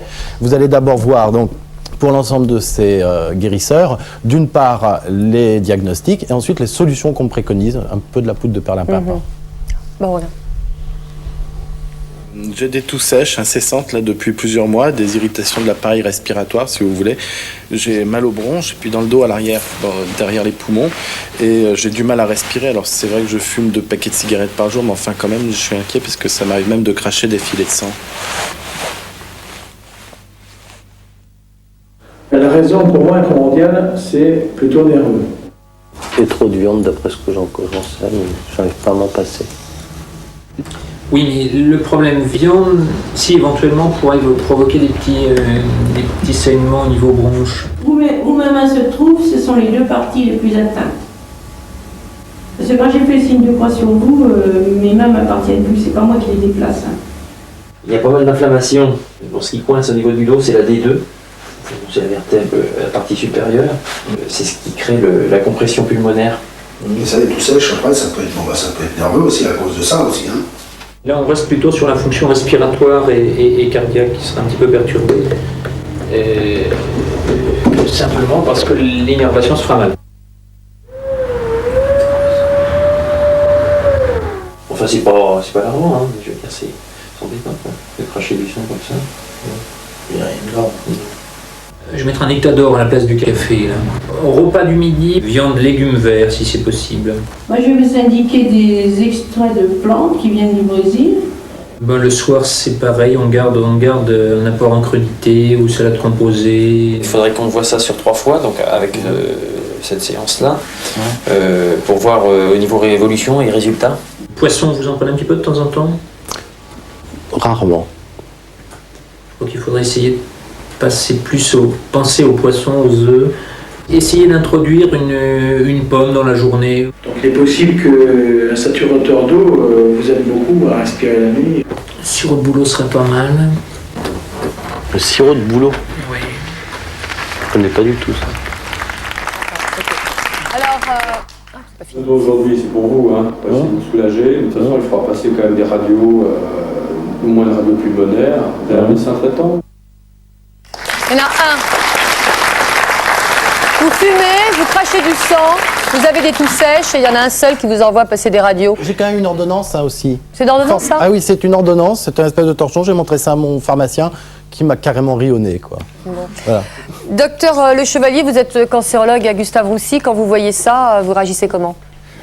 C'est tout à fait catastrophique. Ça n'est probablement pas si exceptionnel, le nombre de gens que l'on voit arriver à la consultation et qui nous annoncent qu'ils ont craché du sang, qu'ils ont toussé des mois auparavant et que pour des raisons variées, ils ont consulté des gens qui ne paraissent pas être des médecins, qui les ont envoyés à droite et à gauche. C'est pas du tout exceptionnel, hélas. Et du coup, ils arrivent trop tard à votre consultation? Ils arrivent souvent très tard. Souvent très tard. C'est inacceptable, mais enfin, ce ne sont pas des médecins. Oui. Je crois, à ma connaissance, que dans le droit pénal, ça porte un nom, homicide involontaire. Alors justement, professeur Nicolas, je vois que vous... moi, je voudrais savoir, parce que vous faites une étude intéressante en ce moment, justement, sur les médecines douces. Donc, vous recensez les médecins qui exercent les médecines douces. Est-ce que vous faites aussi un travail pour pouvoir recenser tous ces non-médecins, ces charlatans qui sévissent en France? Non, alors, le travail qu'on nous a demandé, c'est de recenser les pratiques, les modes d'activité et les modes de formation. Et donc, on a commencé il y a à peu près 3 mois. Je connaissais mal le problème à l'époque, et depuis, je connais beaucoup mieux. Mais c'est certain que, suivant que vous prenez telle ou telle discipline de médecine douce, vous allez avoir une grande majorité de médecins, c'est le cas de l'homéopathie, où ils sont à peu près 90%, et au contraire, une très grande majorité de non-médecins, si vous prenez par exemple l'ostéopathie. Et il est évident qu'à ce moment-là, devant une situation comme celle-là, je crois que le problème, c'est qu'il faut que ces gens, mais maintenant les ostéopathes commencent à réfléchir à ce sujet, à avoir une formation, on aura un ostéopathe tout à l'heure, une formation justement qui est d'ailleurs relativement longue, parce que si j'ai bien retenu, celle est de 5 ans, qui permet justement, dans un premier temps, de quand même connaître des éléments élémentaires de médecine pour ne pas commettre ce genre de... diagnostic, je crois que c'est ça l'essentiel, oui, ne pas peut-être poser un diagnostic, mais au moins se rendre compte qu'il y a quelque chose de sérieux ou qu'il peut avoir quelque chose de sérieux. On a vu le dernier, quoi. Il demande une radio pulmonaire. Bon, effectivement, c'était ce qu'il fallait faire. L'essentiel de l'examen médical, c'est le diagnostic. Quel que soit le traitement prescrit derrière, c'est le diagnostic. Et si on ne passe pas à cette étape de diagnostic qui justifie pleinement les études médicales, on ne peut faire que des bêtises derrière. Mais comment se fait-il que, au ministère de la Santé, donc, on fait une étude donc, sur les médecines douces, mais uniquement celles qui sont pratiquées par les médecins. On ne s'intéresse pas du tout, parce qu'en fait, ça discrédite les médecines douces. Ça. Je suis désolée, tous ces charlatans qui sévissent. Je pense que là, nous avons des gens très très bien sur le plateau qui défendent les médecines douces et qui n'ont pas envie. Et c'est vrai qu'il y a quand même... donc, il n'y a aucun projet pour protéger le citoyen contre ces pratiques de la part du ministère de la Santé. Dans le recensement qu'on fait, on ne s'intéresse pas du tout uniquement aux médecines douces réalisées par les médecins, bien au contraire. D'ailleurs, j'en ai rencontré un certain nombre qui sont dans la salle ce soir, ils le savent très bien, et c'est eux qui m'ont expliqué un petit peu comment ils fonctionnaient, comment ils étaient formés, quels étaient effectivement leurs projets. Et donc, on ne s'est pas intéressé uniquement aux médecines douces réalisées par les médecins. Je vous dis, l'ostéopathie, par exemple, c'est l'inverse. C'est une très grande majorité de non-médecins. Oui, mais il y a aussi tous les magnétiseurs. Je ne dis pas ça pour Yann, qui visiblement envoie ses patients chez le médecin. Mais vous avez des magnétiseurs plein les pages de l'annuaire. Or, il me semble que l'exercice illégal de la médecine, c'est condamné en France. Oui. Et ces gens-là paient des impôts, paient une TVA, ils sont dans les pages de l'annuaire. Et puis, finalement, c'est assez bien toléré. Il est important de dire qu'un Français, qu'un individu normal ne commence pas sa démarche par je ne sais quoi, charlatan quelconque, mais va d'abord chez un médecin quand il crache du sang. Une expérience douloureuse. Et justement, pour ça, j'aimerais passer la parole à Sandra. Sandra, vous, qu'est-ce que vous pensez justement des... Ah, vous n'avez pas de micro. Alors, Sandra n'a pas de micro. Si on veut bien lui passer un micro. Voilà, ça y est, le micro arrive. Je vais vous aider. Alors, voilà, merci. Voilà, la bouche s'il vous plaît. Donc oui, qu'est-ce que vous pensez vous venez de voir ça et je sais que vous avez une histoire que vous vivez douloureusement. On va peut-être commencer par raconter votre histoire. Hein. Qu'est-ce qui vous est arrivé fin 93, Sandra? Fin 93, j'étais fatiguée depuis de nombreux mois. Je ne pouvais même plus me lever, je dormais 20 heures par jour, je ne pouvais plus monter des escaliers sans être essoufflée.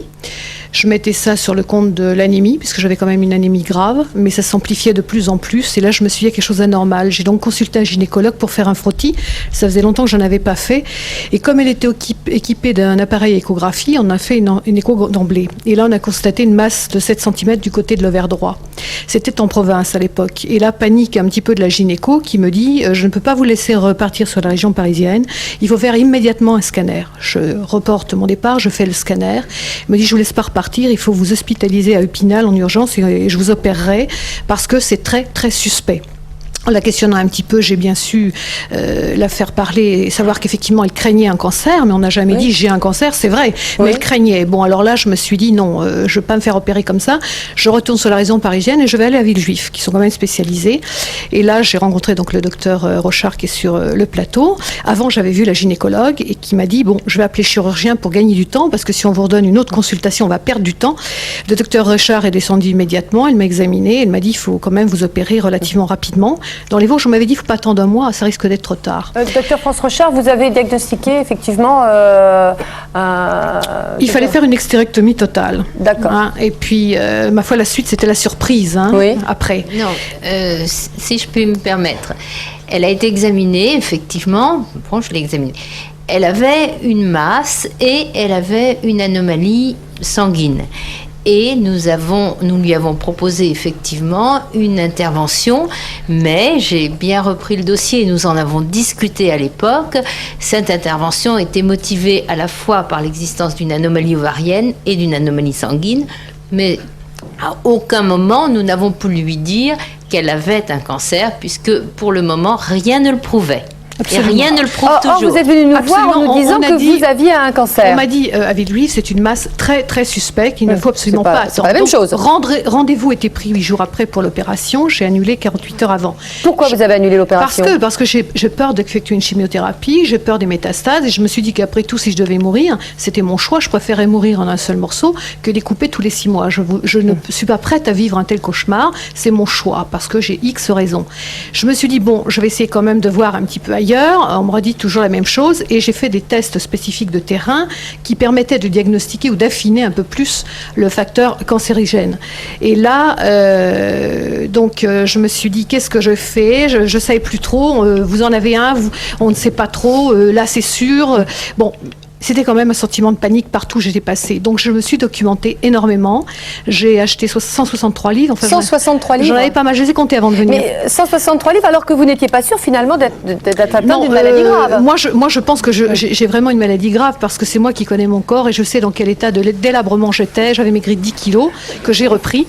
J'avais un CA 125 extrêmement élevé. Chaque fois, Oui, alors le CA on mettait 125, en vous nous avant- avez expliqué effectivement que c'était le signe d'un cancer. Voilà. Nous, on a posé la question donc à l'hôpital Gustave Roussy, docteur Le Chevalier, ainsi qu'à d'autres hôpitaux. Vous nous dites que non, vous avez d'ailleurs consulté avec votre accord son dossier médical. Non, le CA125 n'est en aucun cas une preuve de cancer, pas du tout. 15% des kystes fonctionnels de l'ovaire, qu'a probablement Sandra, sont accompagnés d'un CA125 augmenté de façon non spécifique, et c'est tout à fait classique. D'accord. Mais pour l'instant, donc, vous avez recours à des médecines parallèles pour vous soigner. J'ai surtout eu recours à des médecines parallèles, oligo-éléments, minéraux, etc. parce que j'étais tellement fatiguée qu'il fallait remonter un petit peu le terrain, c'était plus vivable. Effectivement, de 360 ampoules par mois pendant plusieurs mois, de tous ces minéraux, j'ai ressenti un bien-être. Et c'est là que j'ai commencé à me documenter parce que je ne savais toujours pas si je devais me faire opérer. Compte tenu que j'ai un système immunitaire très bas, j'avoue que j'ai vraiment très peur de l'opération. Et j'avais un CA 125 qui continuait à monter. Mais excusez-moi, Sandra, quand plusieurs médecins vous disent effectivement vous avez quelque chose qui est suspect, il vaudrait mieux pas le garder, il vaudrait mieux se faire opérer, vous décidez vous de vous tourner vers l'automédication, vers des médecines parallèles. Pourquoi vous n'avez pas envie d'entendre ce qu'ils veulent vous dire? Non, j'ai entendu toutes les parties. Mais j'ai très peur, j'ai très peur de l'hôpital, j'ai très peur de l'opération, j'ai très peur des métastases. Et la chimio, c'est comme si on m'emmenait à l'abattoir, excusez-moi, c'est comme ça. Mais est-ce qu'il y a des médecins de pratiques parallèles qui vous ont... Oui. La chimiothérapie ne vous a pas été proposée d'emblée. Elle n'a jamais été proposée sans preuve. C'était la conséquence du diagnostic. Non, c'était la conséquence. Si vous aviez eu un cancer Oui, mais au moment de actuellement- l'intervention. Si au moment de l'intervention, vous n'aviez rien, ce qui, étant donné les traitements que vous avez pris, semble bien être prouvé, si vous n'aviez rien à ce moment-là, vous n'auriez pas eu de chimiothérapie. Les traitements que je prends, attention, c'est pour ça qu'il y a un revirement de la position, il faut être clair là-dessus. Le CA 125 était très élevé, il continuait à monter quand je ne faisais rien. Je me suis procuré des produits étrangers dont on taira les noms, et à partir de là, le CA 125 a commencé à baisser. Quand j'arrête ces produits, le CA remonte. Donc je me dis, jusque quand je vais aller comme ça, je suis condamnée à continuer avec ces produits. Nous suivons très régulièrement des gens dont le CA 125 monte. Et puis, j'ai donné l'exemple, une patiente que je suis très régulièrement à Villejuif, sont envoyés par son médecin parce que son CA 125 montait. Nous n'avons rien trouvé, nous ne l'avons pas opéré, nous l'avons surveillé. C'était quelqu'un de très calme qui n'a fait appel à aucune médecine parallèle et son CA 125 est redescendu. J'espère que vous êtes vraiment venu nous voir en nous disant voilà, j'ai un cancer depuis 2 ans, je me suis tournée vers les médecines. Depuis 1 an, excusez-moi, je me suis tournée vers les médecines parallèles, je passe 4 heures par jour à me battre contre la maladie, je ne veux pas faire de biopsie, je ne veux pas faire de chimio. Nous, voyant ça, on a voulu voir un petit peu vous soutenir, donc on a fait passer le dossier médical, on vous a mis en contact donc avec des cancérologues. Une photocopies, oui. Hein, tout à fait. Pas le dossier. Et eux nous ont dit, mais attendez, rien ne prouve là-dedans qu'il y ait un cancer. Mais moi, j'ai voulu Peut-être que faire cette venir, femme parce se que bat, les personnes que et- j'ai rencontrées, ce ne sont pas des charlatans, ce sont aussi des oncologues. Hein, j'ai rencontré d'autres chirurgiens qui ont une autre optique, qui m'ont dit malheureusement, il y a de fortes chances que ça puisse être un cancer. Moi, ça me suffit. Si on me dit ça, ça me suffit. Non, mais possible. La seule chose, c'est la seule chose que je voudrais qu'il soit dit. Oui, Marie. Vous avez une attitude face au cancer qui est de dire je veux pas de chimio. Oui, parce que j'ai très je peur. veux, je veux, si j'ai un cancer, je l'ai Et puis mais pourquoi continuer, si c'est votre attitude, pourquoi continuer à aller voir des gens pour savoir si votre CA 125 monte Non, ou je pas? continue pas. Qu'est-ce que Je fais ça un peut vous bilan faire? régulièrement. Laisser aller les choses comme... Non, parce qu'en fait, si C'est là où la je tumeur comprends n'est pas. plus en évolution, à ce moment-là, je peux envisager une opération dans de meilleures conditions, à condition que le système immunitaire soit meilleur, parce que pour l'instant, il chute régulièrement. Donc ça, c'est quelque chose que je ne sais pas maîtriser. Vous êtes plongé à longueur de journée dans des livres de médecine un petit peu. Mais oui, un c'est petit peu normal. marginal. 3 livres. Moi, les pour patients... essayer de soigner un cancer que vous n'avez peut-être pas. Hein. Je veux dire, je préfère vous annoncer, On vous le dire saura ça que peut-être un l'inverse. jour, j'espère, En tout cas, tous les cancérologues que nous avons consultés ont dit qu'il n'y avait vraiment aucune preuve, tout du moins.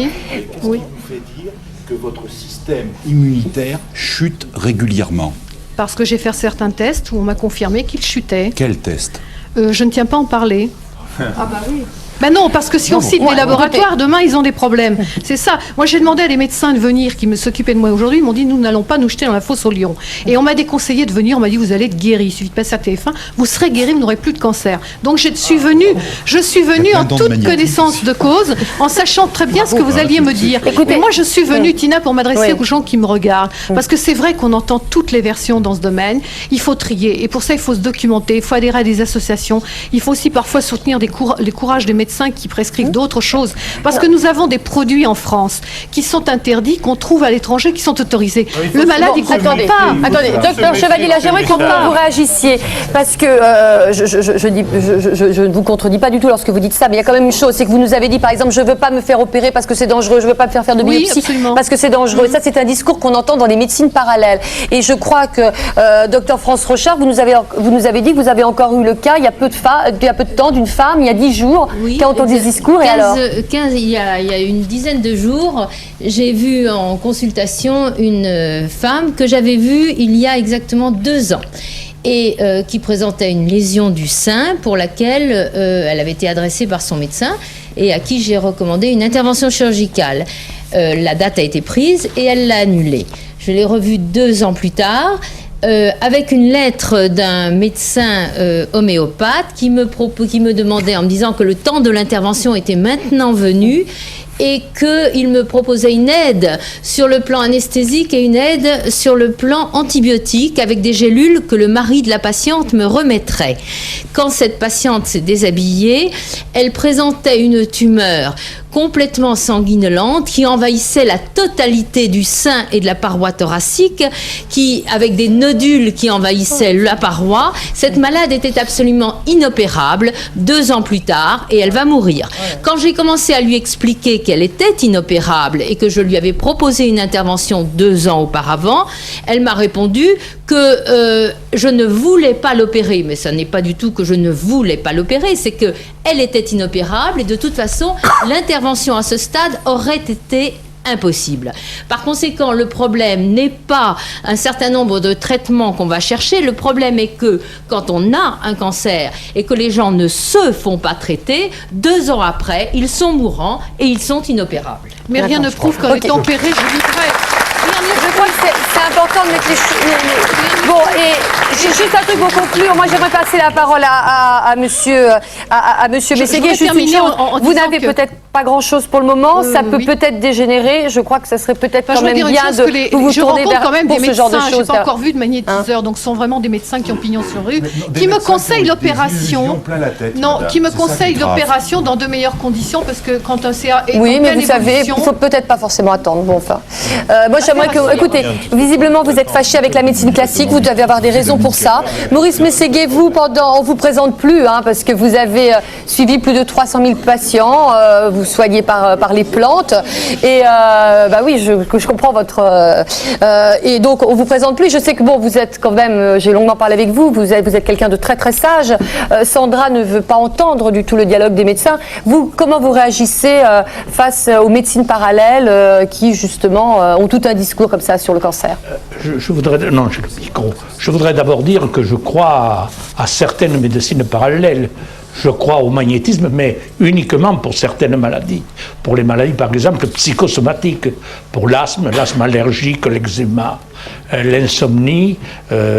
Il faut que les empiriques connaissent leurs limites. Malheureusement, ils ne la connaissent pas. Parce qu'il y a 2 catégories dans ce métier-là. Il y a les illuminés, il y en a malheureusement beaucoup. Et il y a des escrocs, et des escrocs à l'état pur. Et il y a peut-être 3 ou 4% de gens qui sont absolument sincères, qui s'appliquent, qui sont consciencieux. J'écoutais, je suis heureux qu'elle aille bien, qu'elle se porte bien, mais on n'a jamais vu dans les médecines parallèles un cancer guéri quand il y a eu une biopsie avant. Jamais. Ça, je crois que c'est vraiment la chose importante à dire, parce que, voilà... Nous, on a reçu quand même plusieurs lettres de personnes qui se disaient guéries. On a demandé les biopsies, il n'y avait jamais eu de biopsie avant. Et les seuls cancers, parce qu'il faut faire attention, vous aurez des empiriques qui vous montreront des attestations de cancer. C'est vrai. Mais les seuls cancers que nous guérissions, ce sont les cancers que nous avons trouvés, nous. C'est-à-dire quelqu'un vient vous voir et vous dit j'ai mal, par exemple, j'ai mal au bras ou j'ai mal au rein, et le praticien prend un air excessivement sérieux, il lui dit vous en faites pas, vous avez un cancer, mais dans 2 mois vous serez guéri.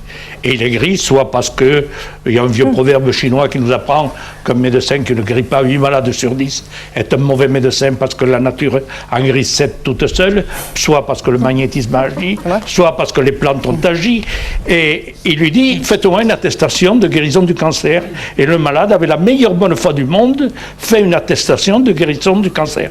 Voilà, ce sont les seuls cancers que les praticiens de la médecine parallèle puissent guérir. Et ils représentent un danger énorme, parce que chaque jour, il y a des milliers de malades. Parce qu'un cancer pris au début par un bon médecin ou par un éminent chirurgien peut être traité avec efficacité. Je vous remercie beaucoup, Maurice, pour votre sagesse. Alors, tout à l'heure, je vous avais dit qu'on parlerait de l'acupuncture. C'est une médecine douce qui, a priori, je pense, ne prétend pas guérir le cancer, je crois pas. Claudine Brelet, vous êtes... Oui, tout un petit mot. Tout à l'heure, on parlait des laboratoires pharmaceutiques qui reversent des ristournes, docteur. Oui. C'est vrai. Mais croyez-moi, dans les médecines parallèles, il y a des laboratoires qui reversent des ristournes encore beaucoup plus élevées. Ah bon? Vous parlez des laboratoires... Nous avons le représentant des laboratoires... Non, je ne parle pas des laboratoires. Ah bon, d'accord. Je ne parle pas des laboratoires homéopathiques. Je ne parle pas des laboratoires homéopathiques.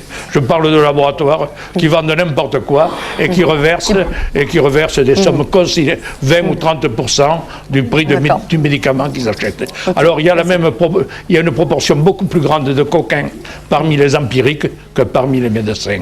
Et s'il y a une chose que je regrette dans ma vie, c'est de ne pas avoir été médecin. C'est votre grand regret, Maurice Séguier. C'est mon grand regret. Merci. C'est vrai que c'est une bonne idée. Hein. C'est sûr que quand on veut soigner, c'est bien d'être médecin. Il faut avoir les moyens. Moi, je suis un fils d'ouvrier, un fils de femme de ménage. Il fallait avoir les moyens financiers pour le faire. Claudine Brelet, donc, on parlait donc de l'acupuncture. Vous êtes ethnologue, anthropologue. Vous avez travaillé très très longtemps pour l'Organisation mondiale sur la santé. Et au cours de vos différents voyages, au cours de vos différentes études, eh bien, vous vous êtes intéressé aux médecines douces. Et c'est à un point tel que je crois en 1974, vous avez décidé vraiment de servir de cobaye, je crois qu'on peut dire ça, pour tester l'acupuncture, pour donner naissance à votre petite fille. Tout à fait, oui. Mais alors, pas de n'importe quelle façon, parce que c'était... Eh bien, on parlait à l'époque beaucoup de l'acupuncture, de l'utilisation de l'acupuncture pour diverses opérations. Je devais avoir une deuxième césarienne. J'ai beaucoup souffert de la première. J'avais mis très longtemps à m'en remettre.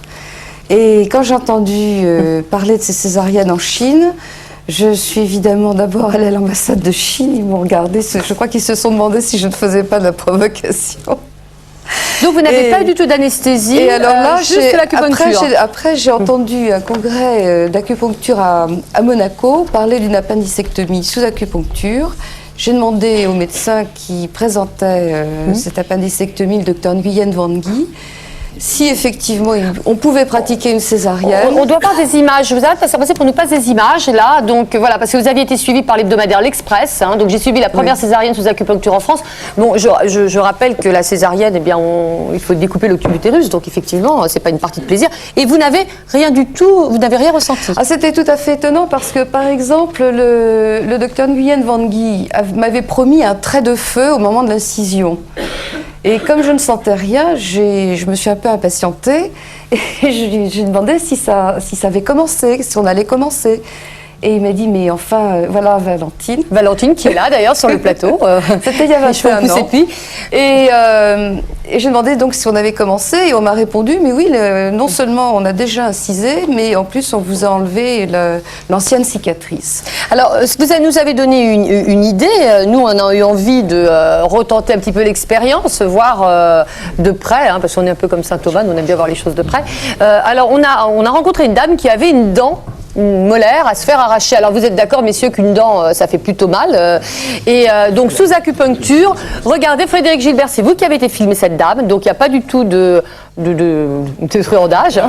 Oui, oui. La dent de la dame n'était pas dévitalisée, elle n'a pas pu du tout avoir comment on appelle ça déjà, des produits insensibilisants. Oui, l'anesthésie classique. D'anesthésie, voilà ce que je cherchais. Dans la mesure où je suis arrivé bien avant elle, elle est arrivée, donc elle s'est installée. Il y a eu l'acupuncture qui a été faite avec des très très longues aiguilles. Et on va regarder les images. Elle m'a impressionné quand même, cette dame. Je regarde. Pour savoir si ça vous est déjà arrivé, vous avez déjà fait des extractions? Oui, c'est la quatrième. Quatrième extraction? Oui. Sous acupuncture? Ah oui, sous acupuncture, les autres, je les compte pas. Pourquoi est-ce que vous avez choisi l'acupuncture? Pour une raison très particulière, ce sont des allergies très importantes aux anesthésiques et compagnie.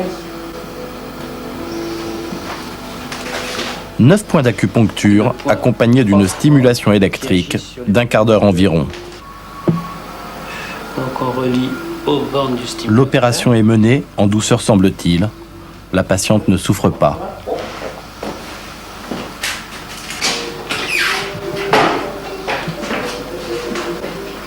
C'est terminé. Et en quelques secondes, la molaire de la patiente est arrachée pour une somme identique à celle d'une extraction classique. J'ai absolument pas mal. Pas du tout. Alors,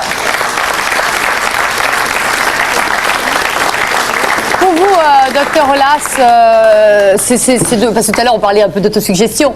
Est-ce que c'est de l'autosuggestion ou est-ce que, parce que là visiblement cette femme n'a rien ressenti. Madame Brelet nous disait qu'elle a accouché sous césarienne sans ressentir. Vous reconnaissez Je vais vous répondre très franchement. On ne peut pas nier l'évidence. La médecine scientifique est loin de tout expliquer. Nos connaissances sont vraisemblablement infinitésimales par rapport à notre ignorance. Et là, c'est un domaine qui mériterait assurément d'être investigué sur le plan scientifique. Ça pose des questions tout à fait intéressantes. Oui, c'est vrai que c'est intéressant. On n'a pas d'explication. C'est très intéressant. J'aimerais qu'on passe la parole à Monsieur Bambuc. Oui, juste après, Docteur Collat, vous nous parlerez effectivement. Robert Bambuc, écoutez, on vous présente pas. Hein. Vous avez été double champion d'Europe du 200 mètres, 4 fois 100 mètres du 100 mètres en 66, champion de France du 100 mètres pendant 20 ans. Vous êtes bien sûr ancien ministre de la Jeunesse et des Sports. Et pourtant, vous avez souffert d'asthme enfin, par la suite. Depuis 69, c'était un asthme tout à fait handicapant, puisque je crois que vous avez été hospitalisé. Oui, l'inatifère. J'ai été hospitalisé pendant un mois au mois en 69, après ma carrière sportive, puisqu'elle s'est arrêtée aux environs de 68. Et donc, alors, vous avez été abonné aux corticoïdes, je crois, pendant des années et des années, sous injection, c'est ça? Oui, j'ai fait toute la panoplie. Et rien n'y faisait? Les corticoïdes, la désensibilisation et tout. Et puis j'étais condamné à chaque printemps à prendre des doses de plus en plus importantes de ces corticoïdes. Et en voyant la période de sensibilité, d'insensibilisation devenir de plus en plus importante, puisque ça a commencé de mai à juin, et puis ça se terminait à la fin, au mois d'août. Alors j'ai décidé, parce que je ne voulais pas passer toute ma vie à suivre une médication comme celle-là, bon, j'ai décidé d'aller avoir recours à d'autres types de médecine, et je suis allé voir un copain acupuncteur depuis 1991, et depuis 1991, eh bien, je suis dans de bien meilleures conditions pour passer le printemps et l'été, en étant gêné toutefois un tout petit peu. Donc il n'y a plus de corticoïdes, il n'y a plus il n'y a plus de corticoïdes, il n'y a plus rien, et ça va très bien, il n'y a plus d'hospitalisation. Alors justement, là tout à l'heure, le docteur Olas vous vous reconnaissiez c'était intéressant et qu'il fallait pousser plus loin les expérimentations. Docteur Collin, on va peut-être ouvrir, parce que vous êtes en négociation avec le ministère de la Santé, je pense que le professeur Nicolas doit être au courant, on doit ouvrir à Paris un hôpital de médecine traditionnelle chinoise. Oui, c'est-à-dire qu'en fait, c'est un grand souhait. L'objectif étant de faire un centre d'évaluation, puisque justement, c'est ce qui n'existe pas. Et nous essayons et nous espérons obtenir des organismes officiels français et aussi avec l'aide de la communauté européenne, de mener à bien cet hôpital qui serait un centre de recherche tout en étant un centre de soins. C'est-à-dire que ce sera à la fois un centre de soins et à la fois on fera donc des expérimentations pour une fois pour toutes. Tout à l'heure on disait que on avait envie de savoir les médecines douces, est-ce qu'il y a une efficacité ou pas. Là vraiment il devrait y avoir un laboratoire en France qui étudie ça sérieusement. Tout à fait, un laboratoire qui ferait des études sur le plan clinique, c'est-à-dire qui déterminerait pour des pathologies précises un protocole thérapeutique précis et donc évaluer l'efficacité ou non de la technique, de la méthode, et puis aussi des recherches plus fondamentales, puisque les objectifs étant non seulement l'acupuncture, mais aussi toute la médecine chinoise, c'est-à-dire l'utilisation des plantes et d'autres méthodes. Alors pour répondre au docteur Olas 2 minutes sur l'investigation, il existe quand même depuis plusieurs années, puisque les premiers articles dans le Lancet sont parus en 77, et en 80, il y a eu aussi d'autres publications, et il y a une très très large bibliographie sur les expérimentations biochimiques des effets de l'acupuncture. Comment ? Ne soyez pas trop technique. Non, biochimique, c'est je pense que, enfin, tout au moins des analyses sanguines essayant de déterminer des constituants chimiques du sang. Ça donne les résultats. Alors les résultats sont tout à fait étonnants, et je pense que c'est ce qui a fait aussi l'Académie de médecine se pencher favorablement vers l'acupuncture. Donc il y a eu vraiment des résultats déjà au niveau expérimentation qui démontrent que lorsque l'on pratique l'analgésie par acupuncture, par exemple, et à un moindre degré l'acupuncture. Non mais sur les trucs fonctionnels, ça marche. Non, mais attendez, je termine. Oui. Donc, lorsque l'on pratique l'analgésie par acupuncture ou lorsque l'on pratique des traitements par acupuncture, il a été démontré qu'il y avait des sécrétions d'hormones au niveau du système nerveux. D'endorphines. De méthancéphaline. Oui, tout à fait. Le problème, c'est que le placebo, ça fait la même chose. Pas du tout. Pas du tout. Pas du tout. Il y a énormément de travaux. J'ai peut-être 150 références bibliographiques. Donc vous pensez que toutes ces enquêtes sont rigoureuses, ça n'a rien à voir avec du placebo. Bon, écoutez... C'est un des mécanismes physiopathologiques explicatifs de l'effet placebo dans le cadre de la douleur. C'est sérieux, c'est également paru dans le Lancet, le travail de John Levin en 1978. Et ça a été confirmé par Gressly, et il y a même une publication d'un Nature. Donc, si vous voulez, c'est un des mécanismes possibles du placebo. Bon, voilà. De toute façon... Alors, si l'acupuncture fait la même chose, je ne veux pas dire que ça fonctionne au même niveau, mais les résultats sont les mêmes. Non, les résultats ne sont pas équivalents dans la mesure où l'on peut obtenir, par des circulations croisées, des effets anesthésiques. Je suis désolé, monsieur, mais cette expérience n'a jamais été reproduite. En tout cas, il va y avoir un hôpital des médecines chinoises peut-être à Paris, il y aura un laboratoire, et je pense que s'il y a des expérimentations rigoureuses... qui fonctionne Mais pourquoi ça vous gêne tant le placebo ? Moi ça me gêne pas, au contraire. On appelle placebo. Non, les antibiotiques sont meilleurs. Bon, docteur André Groblas, parce que là... c'est pas grave. Mais si, il y a 150 références, mais même si vous les voulez pas, elles sont là. 150 références, elles sont pas toutes bonnes quand même, tu vas pas nous amuser. Je dis pas qu'elles sont toutes bonnes, il y en a une centaine de bonnes et ça suffit. Non mais il est marrant lui, c'est normal, écoute. Ils vous ont vraiment pas convaincu. Je comprends que tu défendes ton beefsteak, mais il faut quand même. Moi je comprends que tu défendes le tien, mais enfin...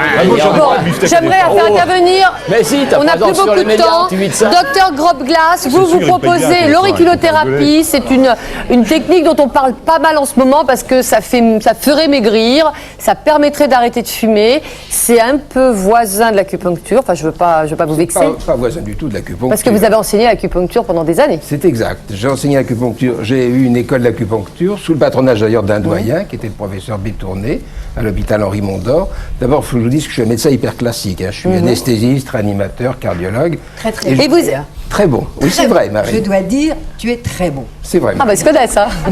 Mais pourquoi? Alors, donc, vous avez lâché la médecine classique pour la médecine douce? Absolument pas lâché. Je reste toujours un médecin tout à fait classique. J'aimerais que pendant ça, on voit quelques images de sympathicothérapie, c'est ce que vous faites. Tout à fait. Oui, donc. Mais je reste un médecin tout à fait classique, mais je trouve que finalement, on a trouvé dans les médecines que vous appelez parallèles, mais qui en fait... C'est la sympathico que j'avais demandé, mais c'est pas grave. Ah, ça, c'est pas la sympathico. Non, ils se sont trompés en régime. Ça, c'est une technique qui permet d'aider à la perte de poids. Il existe au niveau du pavillon de l'oreille une zone qui correspond à l'estomac. L'auriculothérapie, c'est une réflexothérapie. On retrouve à peu près la morphologie d'un fœtus tête en bas. Ça fait sourire, je sais, bien des médecins, mais je vous signale, je vous passerai... Oui. Oui, absolument. Mais je vous passerai un article qui est sorti, que vous avez peut-être lu dans la semaine des hôpitaux. Oui, tout à fait. Il y a une faille méthodologique énorme. Oui, tout à fait. Il y a 29 patients. Là, vous démontrez l'effet conviction, c'est tout à fait intéressant. Je continue. Oui, continue. Alors, donc, ça fait réellement maigrir, ça coupe l'appétit? Non, pas du tout. Je travaille avec une nutritionniste qui fait du comportementaliste nutritionnel, qui ne fait pas de régime, et simplement l'excitation de cette zone dans l'oreille permet d'être plus vite rassasié. L'agrafe n'a jamais fait maigrir personne. Simplement, ça permet de faire plus facilement ce que dit la nutritionniste, tout simplement. Car tout le monde sait à peu près ce qu'il faut faire pour maigrir, simplement les gens n'y arrivent pas. Sinon, il n'y aurait pas de gros.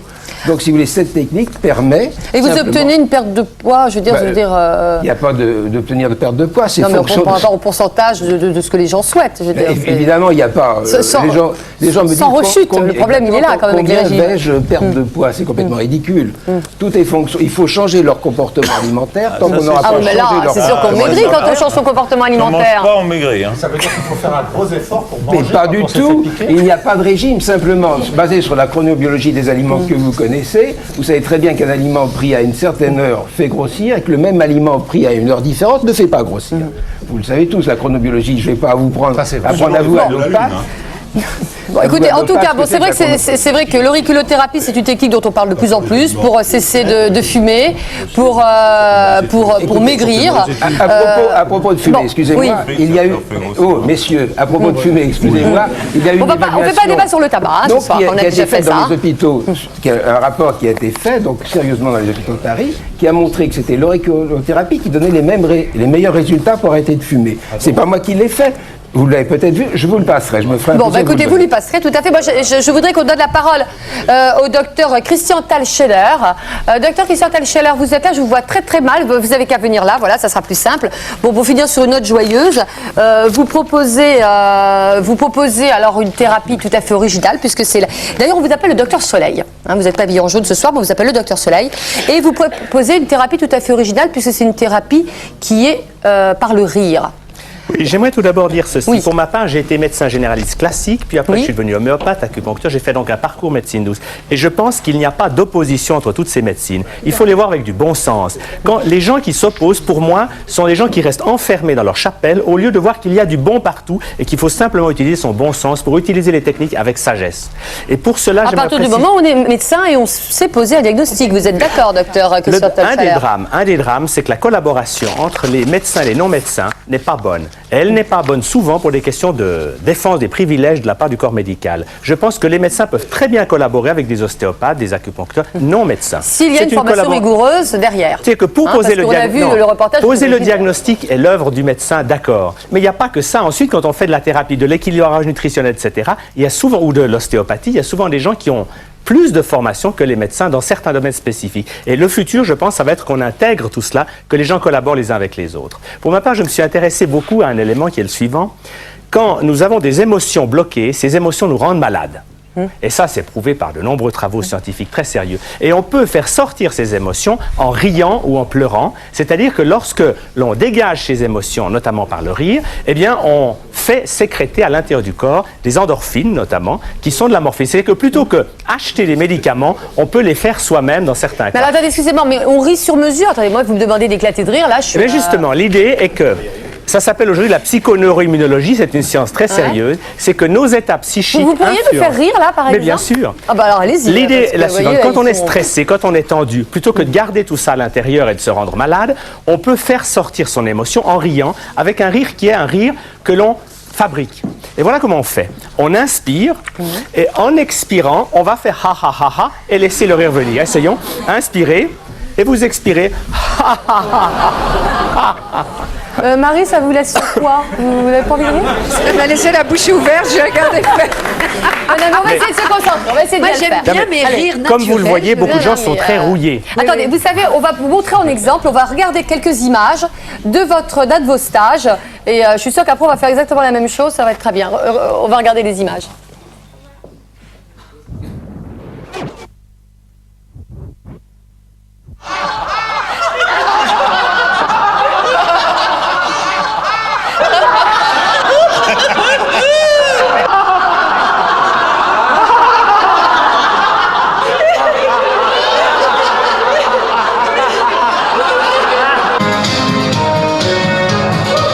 Moi j'aimerais bien faire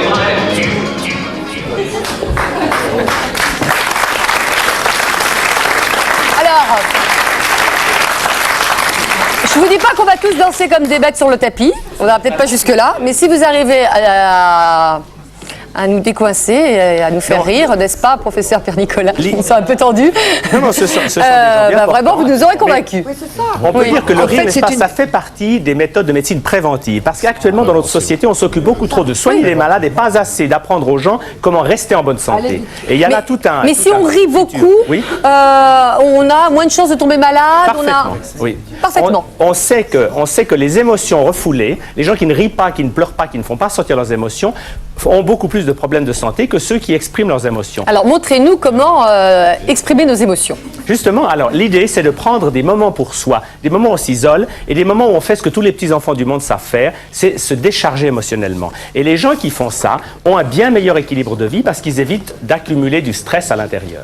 Alors bien sûr, ce n'est qu'une technique, mais elle est intéressante parce qu'elle montre qu'il y a des moyens très simples que les gens peuvent faire eux-mêmes. Et je crois que le futur, c'est qu'à la médecine d'intervention qu'on a développée et aux médecines douces... dont Mais on moi, connaît j'aimerais bien que l'essor, vous nous montriez comment...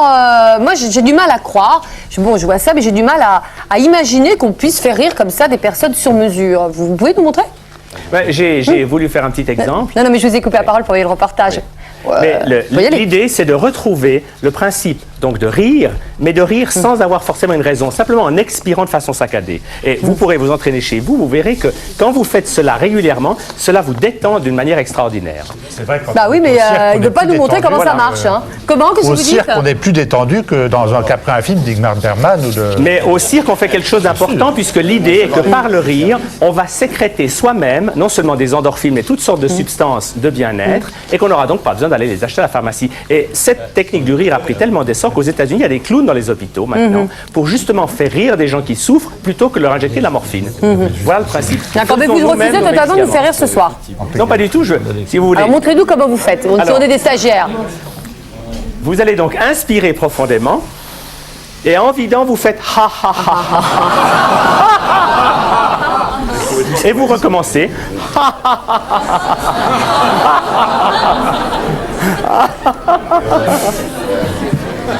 Voilà le principe. Ouais.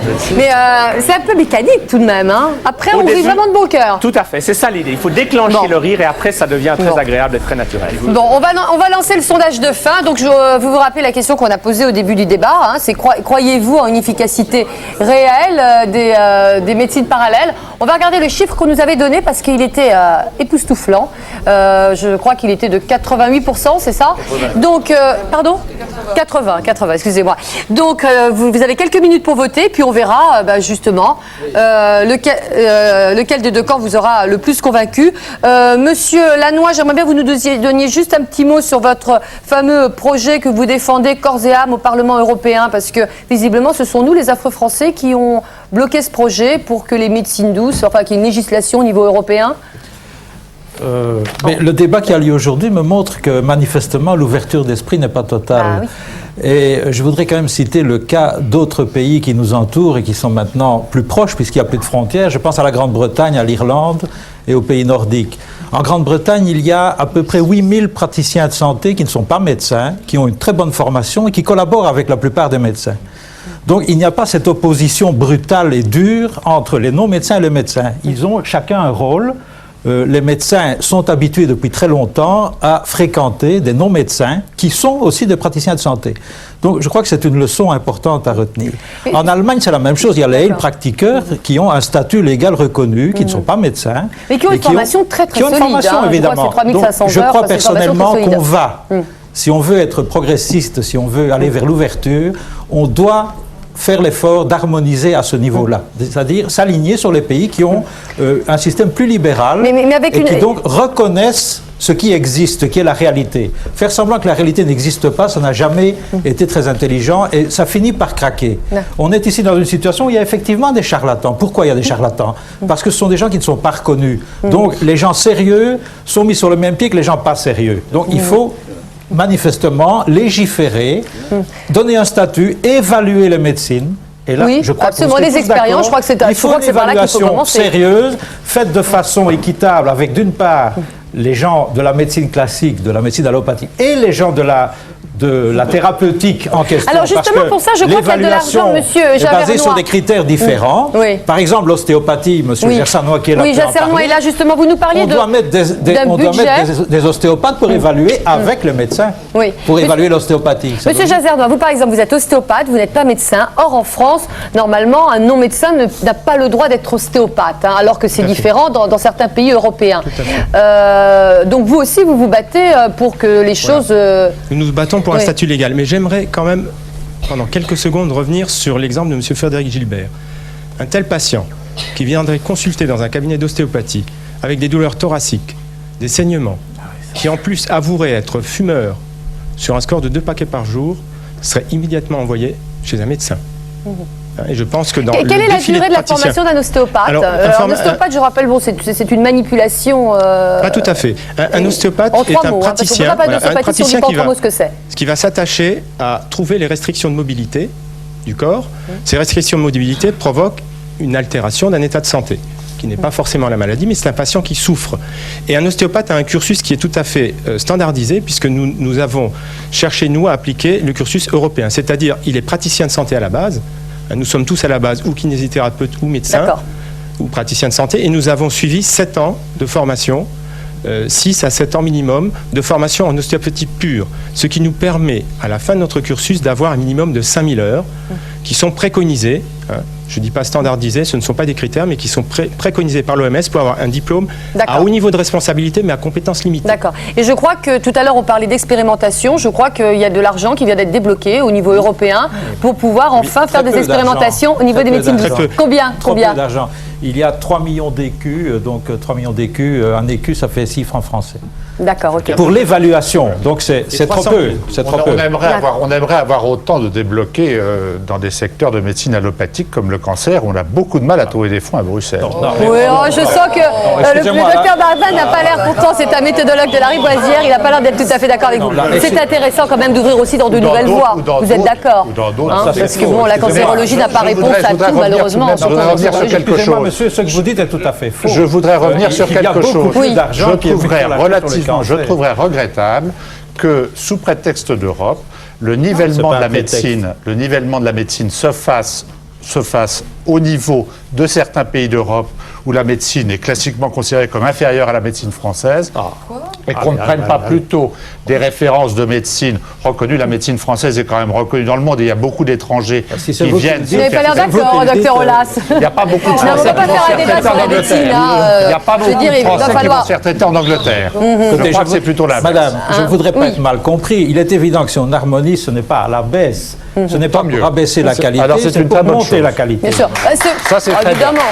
C'est vrai que pour l'instant, c'est quand même un petit peu le fouillis et qu'on voit les dérapages que ça entraîne. C'est quand même d'évaluer d'abord et puis d'utiliser après. Tout à fait. Là, on commence par c'est utiliser, vrai. D'abord les expérimentations.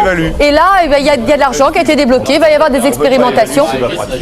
On va enfin avancer sur les médecines douces. Écoutez, on va se quitter avant de voir le... 150 médicaments qui ont été retirés du circuit commercial. Alors, juste un mot sur la recherche. Docteur Marié, Éric Marié, vous n'êtes pas médecin, mais vous êtes acupuncteur. Juste un mot sur la recherche. Je ne suis pas acupuncteur. Pardon, je suis professeur de médecine interne dans une université d'État en Chine. Et j'exerce également, si vous voulez, dans plusieurs universités européennes, notamment à Oslo et aux Pays-Bas. Vous ne vous intéressez pas à l'acupuncture? Je fais la médecine chinoise, donc forcément Ah bah l'acupuncture oui, est une je ne branche. suis pas acupuncteur. D'accord, Voilà. vous faites Si de vous voulez l'acupuncture. ramener Ok. la médecine chinoise à l'acupuncture, c'est comme ramener la médecine occidentale à d'accord. la chirurgie. Excusez-moi. Donc c'est pour ça que je fais cette précision. D'accord. Je crois aussi qu'il y a un problème d'amalgame qui se fait beaucoup dans les médecines alternatives. La médecine chinoise n'est pas une médecine douce. C'est une médecine universitaire, hospitalière, qui est donc soumise à des protocoles de recherche extrêmement précis, à des formations longues, débouchant sur des titres d'État. Je crois donc qu'il faut faire vraiment une très grosse différence entre ça et d'autres thérapeutiques qu'on a pu voir ici, que je ne veux pas critiquer, mais qui sont tout à fait différentes quant à leur mode de validation. D'accord. Dans les universités chinoises, nous avons des spécialistes de l'expérimentation, des protocoles thérapeutiques et de tous les systèmes de méthodologie comme nous les avons en médecine occidentale. Et les formations que nous faisons sont très longues aussi. Ok, d'accord. Bon, écoutez, là, on va finir par nous couper l'antenne. Je crois qu'on est vraiment obligé de rendre l'antenne. Je ne sais pas si j'ai le temps. Je voulais vous envoyer, attendez, s'il vous plaît. Je voulais vous envoyer un document parce que quand même, on a vu qu'il y avait un petit malaise qui flottait un petit peu entre ces deux camps. Je veux dire, c'est quand même le problème de l'écoute, c'est quand même le problème du contact. Je crois que c'est quand même peut-être la première chose en médecine qu'on attend. Certains médecins sont formidables, l'apportent, certains d'autres ne peuvent pas, n'ont pas toujours le temps. Et j'aimerais qu'on voit un petit document qui montre comment le contact entre deux êtres peut parfois être la meilleure des thérapies, même quand il s'agit d'une maladie aussi grave que l'autisme. C'est un document très très court, ça se passe avec les dauphins et je crois que c'est une façon de terminer l'émission sur une note plutôt optimiste. On regarde. Nous sommes à Eilat en Israël, dans un centre aquatique unique au monde. Ran a 10 ans, il est autiste, il ne parle pas. Muré dans la forteresse du silence, il vit refermé sur lui-même. Les dauphins savent que Ran a quelque chose de différent des autres enfants. Pour l'aider à sortir de son mutisme, ils font preuve de beaucoup de douceur et de persévérance. Ran ne donne jamais la main, même à ses parents. C'est son père qui tient son poignet. Pourtant, peu à peu, il a commencé à s'ouvrir au monde. On peut dire que c'est la première fois que Ran a une relation aussi profonde avec un être vivant, sans vraiment que personne ne soit intervenu. C'est un contact spontané entre Ran et le dauphin. 2 ans ont passé. Les dauphins sont parvenus à réduire le mur du silence qui séparait Ran du monde extérieur. Il a appris à leur donner à manger, à les caresser. Un premier pas inoubliable.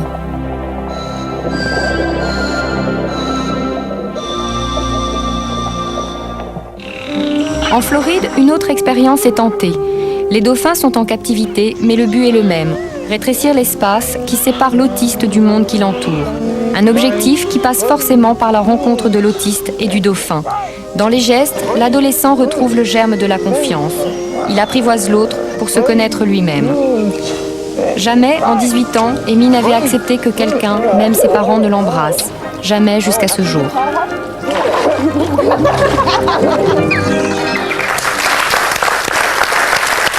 Voilà. C'est vrai que c'est le temps, c'est l'écoute, c'est ce dont on a besoin, je crois, pour rester en bonne santé. Alors, on va regarder tout de suite le sondage de fin pour voir comment ont évolué les chiffres depuis le début du débat. Alors, je crois que tout à l'heure, on était à 70% de j'y crois. Pardon, 80, j'aimerais bien qu'on mette l'ancien. 80% de j'y crois pour 20% de j'y crois pas, ça a baissé.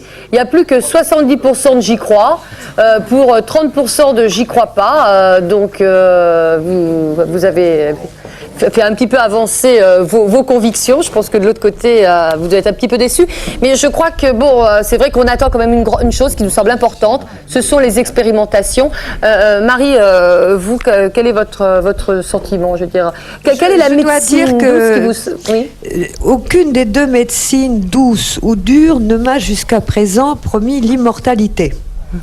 En conséquence, je pense que si je me sens vraiment douloureusement malade, je ferai d'abord poser un diagnostic par un médecin, à partir de quoi je choisirai ma façon de mourir, d'une manière douce ou d'une manière dure. À ce moment-là, je verrai. Mais d'abord, je pense qu'il faut avoir un diagnostic.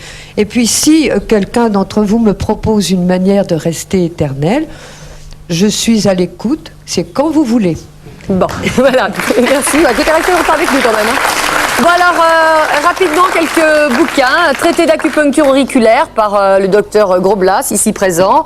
La médecine de l'habitat, Jacques Labaya. C'est assez amusant, la médecine de l'habitat, c'est assez intéressant. Un livre très intéressant, Les médecines sacrées, par Claudine Brelet-Rueff, chez Albin Michel, donc, que nous avons vu sur le plateau, qui est anthropologue. Et puis, le livre de Jean-Jacques Hollas, aux éditions Odile Jacob, Les médecines douces, des illusions qui guérissent. Donc là, effectivement, vous passez en revue certaines expérimentations et vous expliquez pourquoi vous n'êtes pas convaincu. Nous avons aussi Maurice Mességuet, alors La sagesse des hommes et des plantes. Ce sont les éditions Robert Laffont. L'encyclopédie pratique des médicaments. Alors là, c'est plus pour se soigner tout seul, ou alors c'est peut-être aussi pour s'informer lorsque le médecin nous prescrit des médicaments, parce qu'il ne faut pas consommer idiot. Voilà, on peut se méfier des dangers de l'automédication. C'est aux éditions Hachette. Surya Bonali, qu'on a reçu tout à l'heure par visiophone. L'enfant du soleil. Et c'est chez TF1 Vidéo. Et puis enfin, Aurélien Leblé, notre voyant, qui écrit. Ce lien qui nous relie à la source. Et puis j'en oubliais un dernier. C'est l'encyclopédie des médecines naturelles sous la direction du professeur Cornillot. Édition Frison Roche. Voilà. On prépare plusieurs dossiers. Il va y en avoir un sur l'environnement, sur la France polluée. On prépare aussi un dossier sur la vie dans l'au-delà. Qu'est-ce qui se passe dans l'au-delà? Alors si vous avez des témoignages, surtout n'hésitez pas, écrivez-nous, on compte sur vous. Je remercie vraiment les participants qui sont venus à ce débat, défendre leurs convictions. Je remercie aussi Marie, je rappelle son coffret qui, enfin moi j'aime beaucoup, alors je Non, suis pas... C'est pas vrai, je sais que vous préférez Mireille Mathieu. C'est vrai, quand j'étais petite, je préférais Mireille Mathieu, c'est vrai, mais j'ai grandi depuis. Et c'est 80 chansons magnifiques, ça s'appelle Fragile de A à Z. Voilà, Marie Laforêt a une musique. Donc c'est les plus belles chansons de Marie Laforêt. Enfin moi je trouve qu'il y a vraiment les plus belles chansons. Et puis je vous souhaite donc une bonne soirée sur TF1. Et on se retrouve le mois prochain pour un nouveau débat. Au revoir.